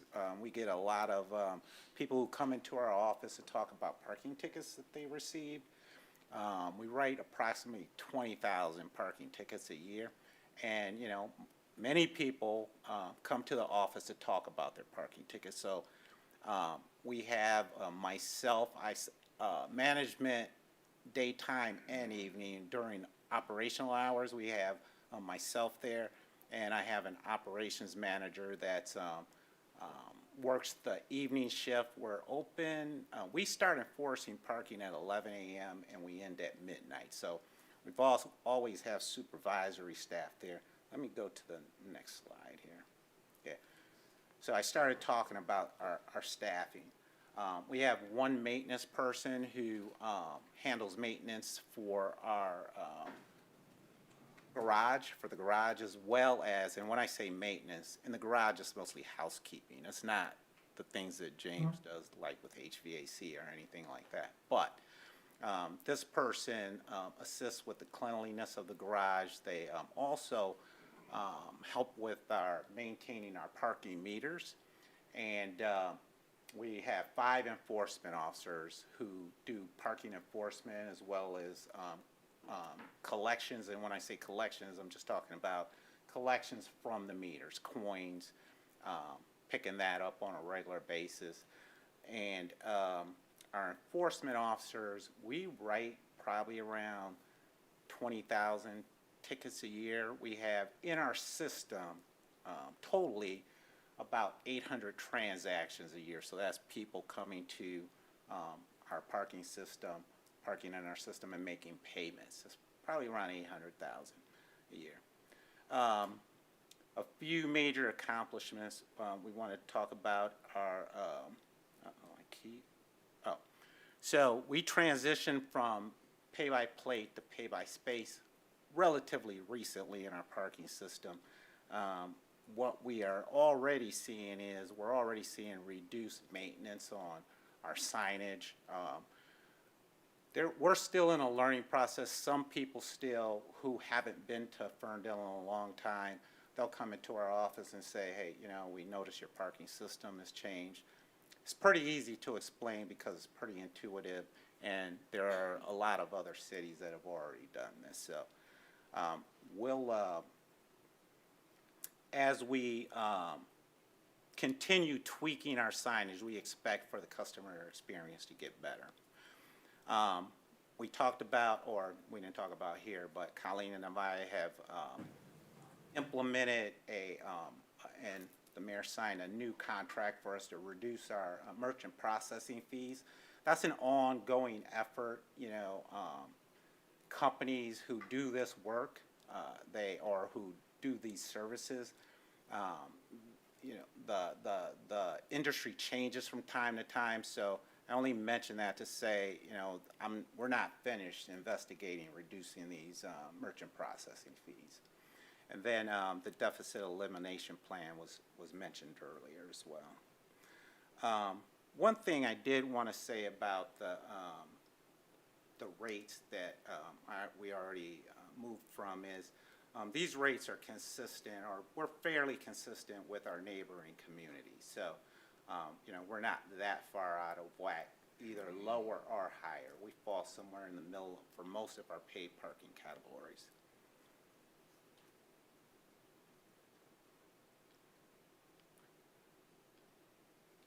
I'm going to get this sooner or later, Colleen.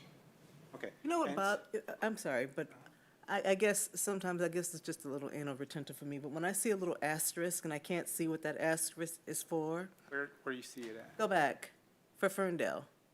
Where's, Oh, so that's just to indicate that's the current rates. okay, okay. Obviously, this survey is a look back, so it's the current rates as today. We don't know what the rates will be in everyone else's fiscal year, so that's all that means is that these are current rates, not what's proposed. Got it. And now we're going to go to auto parking capital cost. On this list, most of the things that, you know, we need to plan for being diverted to 2029. And retail water infiltration improvements, that's actually a James project. So, but we're asking for those funds in this fiscal year.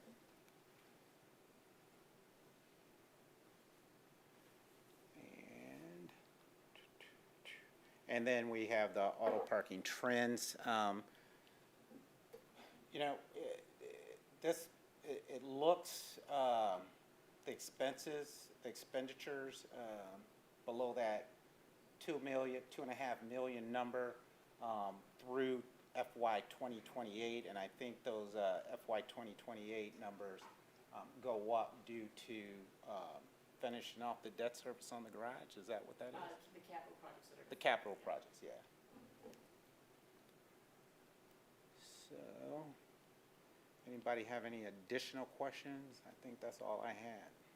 The parking lot repairs, patching and striping and resurfacing for 29, is that, we'll go out for RFP for that, or is that something we handle in-house with James, the DPW? Yeah, that's something we handle with James, and Yeah.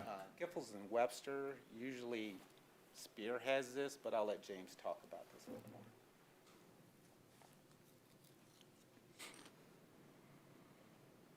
The City Hall parking lot needs restriping. We Some of need the spots are like guesswork.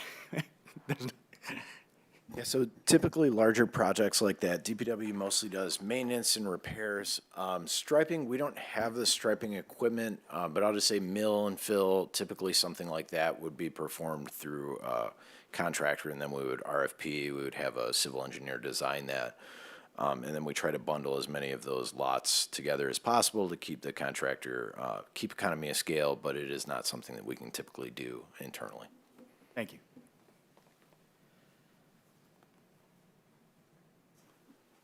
additional questions? You're up.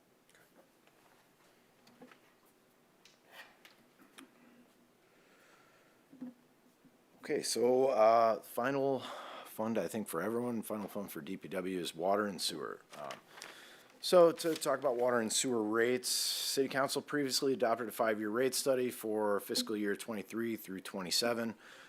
That ends after that. It was put together by Plant Moran in conjunction with city administrators. It included 8.2% increase to water and 10.9% increase to sewer, which is a roughly 10% increase on average for the 5 years of that term. So we have not changed and did not change the readiness to serve fee. I believe for the last 10 years it's been $30 a quarter for residential meter types, which is anything under 1.5 inches. 60 to 610 per quarter for larger commercial and industrial meter types. And then that's based on just the fact that if there's a 6-inch connected to our water system, it requires more infrastructure underground. The readiness to serve is really to capture the cost of everything that we need to get water to you based on the size of the meter, whether it's used or not. That infrastructure has to be in the ground, ready to serve the property. So 2026, our rates were 6.29, 11.6 for sewer. That's a combined 17.35, and then we've projected them based on the last year of this rate study to 19.06 combined per unit. Consumption billing is based on units per quarter, where 1 unit is 100 cubic feet. 100 cubic feet is 748 gallons, which is a term that more property owners, residents are familiar with. I'll just note one more thing here, that the way we currently have our rate, and which is considered, so anything that comes out of the meter is a volumetric rate.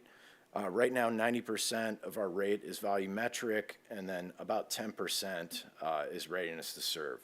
So the readiness to serve is a fixed rate. American Water Works Association standard is that communities should be more like 40-60, 50-50 between fixed and volumetric. And that's because there's always a cost to put a water main in the ground, whether it's used or not. The water is there, it's ready to serve the community. And it's a lot easier to project revenue and expense when there is a higher percentage of your rates coming back as a fixed rate. But you're still not requesting, for this budget, we're not requesting a change to the readiness to serve fee. Correct. We're continuing with the last year of the recommended rate study. Yeah, and then if you're wondering, going forward, we will likely we'll start a new rate study that will look at 2028 through 2033, which is 6 years. That timing is based around the idea that we will probably need for the lead service replacement program to go out to bond multiple times, 3-year terms. So these rates will be set for the next 6 years, potentially. So how do Ferndale's rates compare? We're a little bit above 300. We're kind of in the middle of the pack. I put this together. I have a very detailed spreadsheet, more than happy to share, that looks at this, but rates are very difficult. I'll never forget that one time, now I did forget. I can't remember what I was asked, but I was asked a question. I think it was on snow emergencies. How do you declare a snow emergency? And my answer was kind of like, well, it's a multiple, like there's so many different variables that go into it. It's really hard to explain. You get kind of into the weeds. It's similar to rate cost, and that's not to try to escape the fact that we are a little bit higher than some other communities and are a little bit lower than others, but a lot goes into that, right? Ferndale was built out in 1918. Troy, who's very low, was built out in the 60s. They're not yet in their first major replacement cycle. We are, and that explains most of what you see in the difference between us and Troy. And then all these communities are at different parts of that. And I do have a rate study that looks at cost and kind of puts together a cost index for where we're at. If anyone's interested in that, I can certainly send that to council. And then lastly, the other thing that I will mention is that when you're looking at these rates, 55% of our rates, or 55% of our expenses in the water and sewer fund, roughly, are fixed costs, right? So wholesale water, sewer. Utility charges, debt, that's where fixed cost comes in. We can't really do anything with that. It just comes to this fund and it has to be paid. Our operations is closer to 15%. That's staff, water, sewer main repairs, vehicle maintenance. And then 30% of it is the water main improvement program, sewer improvement program, lead service line replacement program, vehicles and equipment purchases. So that's 30% of the budget. And then I'll say of that split, if we're doing 400 lead service lines a year, which is what we'll need to do from now until 2035 to be done by 2037, that's about 50% of that 30% split of capital, just for lead service line replacement. The water rate comparison, you mentioned the Troy as the example, like you said their lines are a lot newer. Does the size of Troy also impact that, right? They've got a ton more residents and therefore don't have to charge as much? Yes, so and number of residents can supplement that cost as well, but more importantly for some of these other communities, Dean's in the way, but I think Southfield's over there a little lower than us. They also have much more industrial and commercial. So part of the reason, not part of the reason, but the more large above 1.5 inch meters you have in your system, the more is paid by commercial and industrial. Ferndale just doesn't have a lot of commercial and industrial, so a bulk of our water costs, I think, are paid by residential. Thank you.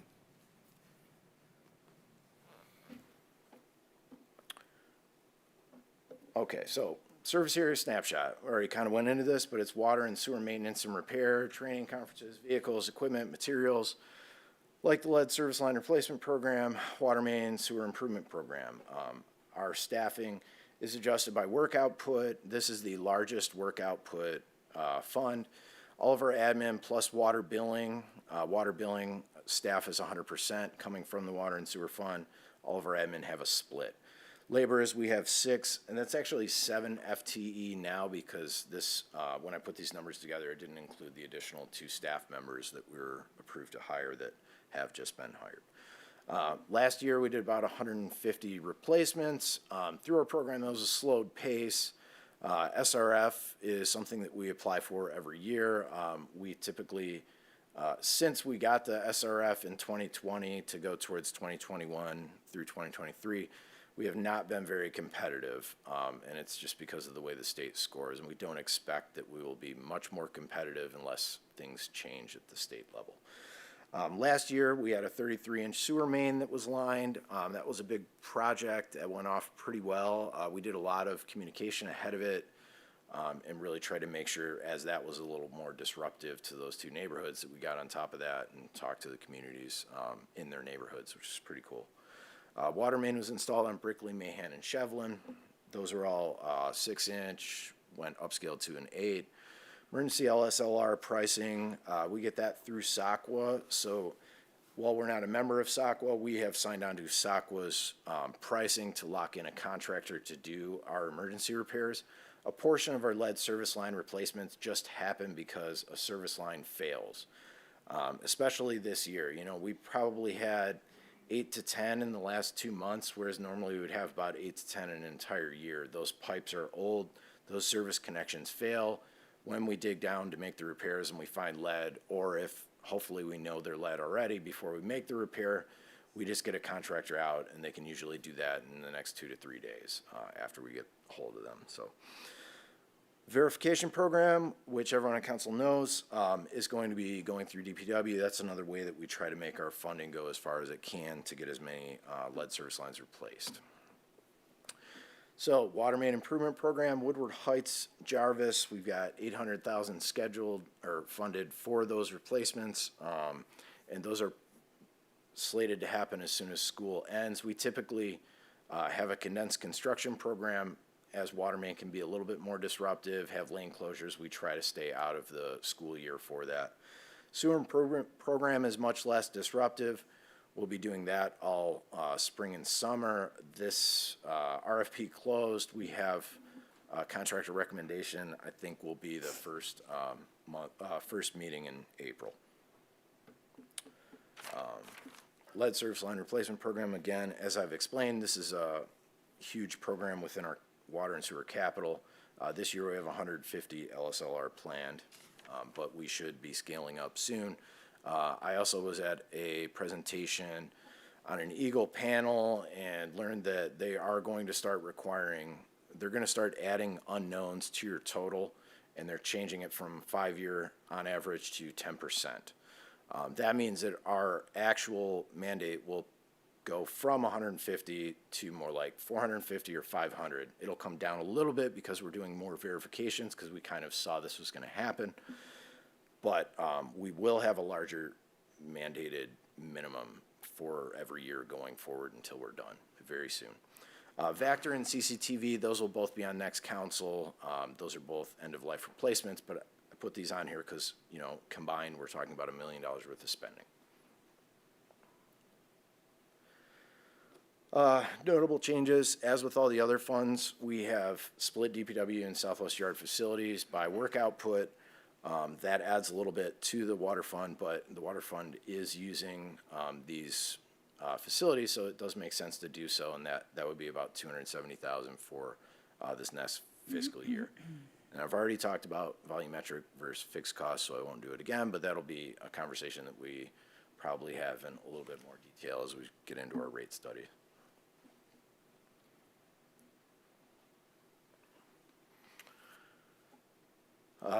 And I'll say the trend does assume a new bond issue in fiscal year 2028 to fund the first phase of the LSLR capital projects.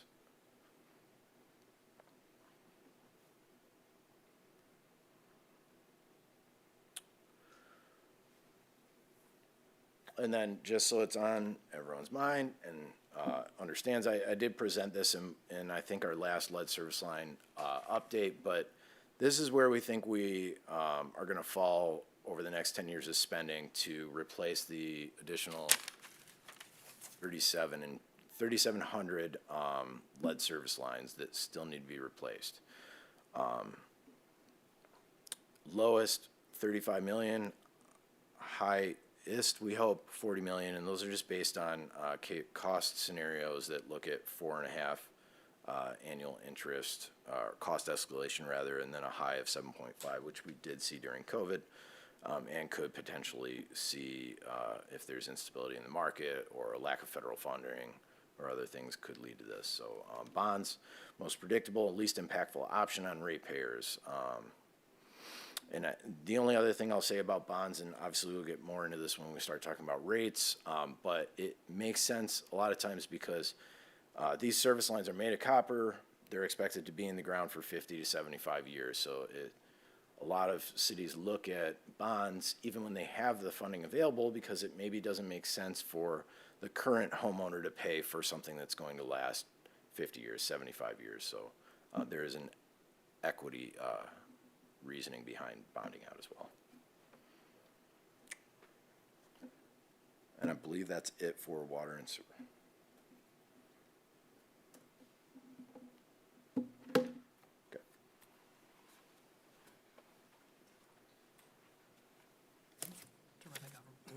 Okay, before I close out or talk about, next and final steps, do we have any other questions about enterprise fund or special fund topics? Okay. So major takeaways, again, fiscal year 27, you've heard it from many department heads, really continue to focus on cost efficiency measures. I think every single department head during this process found a way to, come to me and say, here's where we can save a little bit of money, however small it is. It is very much top of mind for our team. We also really looked closely, especially inside general fund, at the appropriate reallocation of expenses, making sure that those general fund dollars are not bearing an undue burden compared to how we are actually using them or those services are deployed across funds. And then, of course, putting to work the revenue growth that we have from the few year period we'll have over the next 3-4 years, where that Headley override millage really helps us to catch up on deferred maintenance. And then, of course, deferred maintenance and improvement, they have been a high-risk issue for several years now. So fiscal year 27 does mark the start of us trying to mitigate that risk exposure through catch-up periods and concentrated capital investment. And then, of course, there is one more voter-approved millage that is on the agenda for this August. We hope that residents will consider the cost pressures that could also help to alleviate in fiscal year 28 and beyond by helping us to combine the police and fire pension system with the general employee pension system. In terms of next steps, we will take the feedback from today's conversations, particularly related to our strategic planning discussion at the start of this workshop, and incorporate them into a second draft of the budget appropriation and present that on April 13th for a first reading. That will focus more specifically on concrete numbers for fiscal year 27 and the fiscal year 28 and 29 projections. On April 27th, we would ask council to approve the final fiscal year 27 budget resolution. So that is where we have the actual General Appropriations Act before you. And then on May 11th, we have the final budget book available. Of course, the fiscal year begins July 1, and the whole process starts again in September with CIP planning. Any other questions? Okay. All right. Now we're at the portion where it's called audience. You have 3 minutes. I was going to say 30 minutes. God, hear me? You have 3 minutes in order to state anything on or off the agenda. Please, if you'd like to. I'm opening up call to the audience at 1:21. Good afternoon. On behalf of DDA, wanted to put a reminder out there. The Match on Main application for local applications is open right now. We put out some social media presence for that. That process works a little bit differently because we have the grant is administered through the local entity. DDA is spearheading this for the second year in close partnership with CED. So what we're asking for from businesses, if they have an idea that they want to do in the next year, let us know, because like we talked about earlier, if it's not the right fit for this grant, we can continue to work with them and find other opportunities. So that is out there. Please share with folks, give those posts some boosting. They are on the downtown Ferndale and city's social media platforms. Likewise, the wayfinding design consideration. Watch our little info session. It gives you great context for how those designs came to be, and we want to get feedback from folks on what they want to see in Ferndale in the near future. So please help us out on those. Thanks.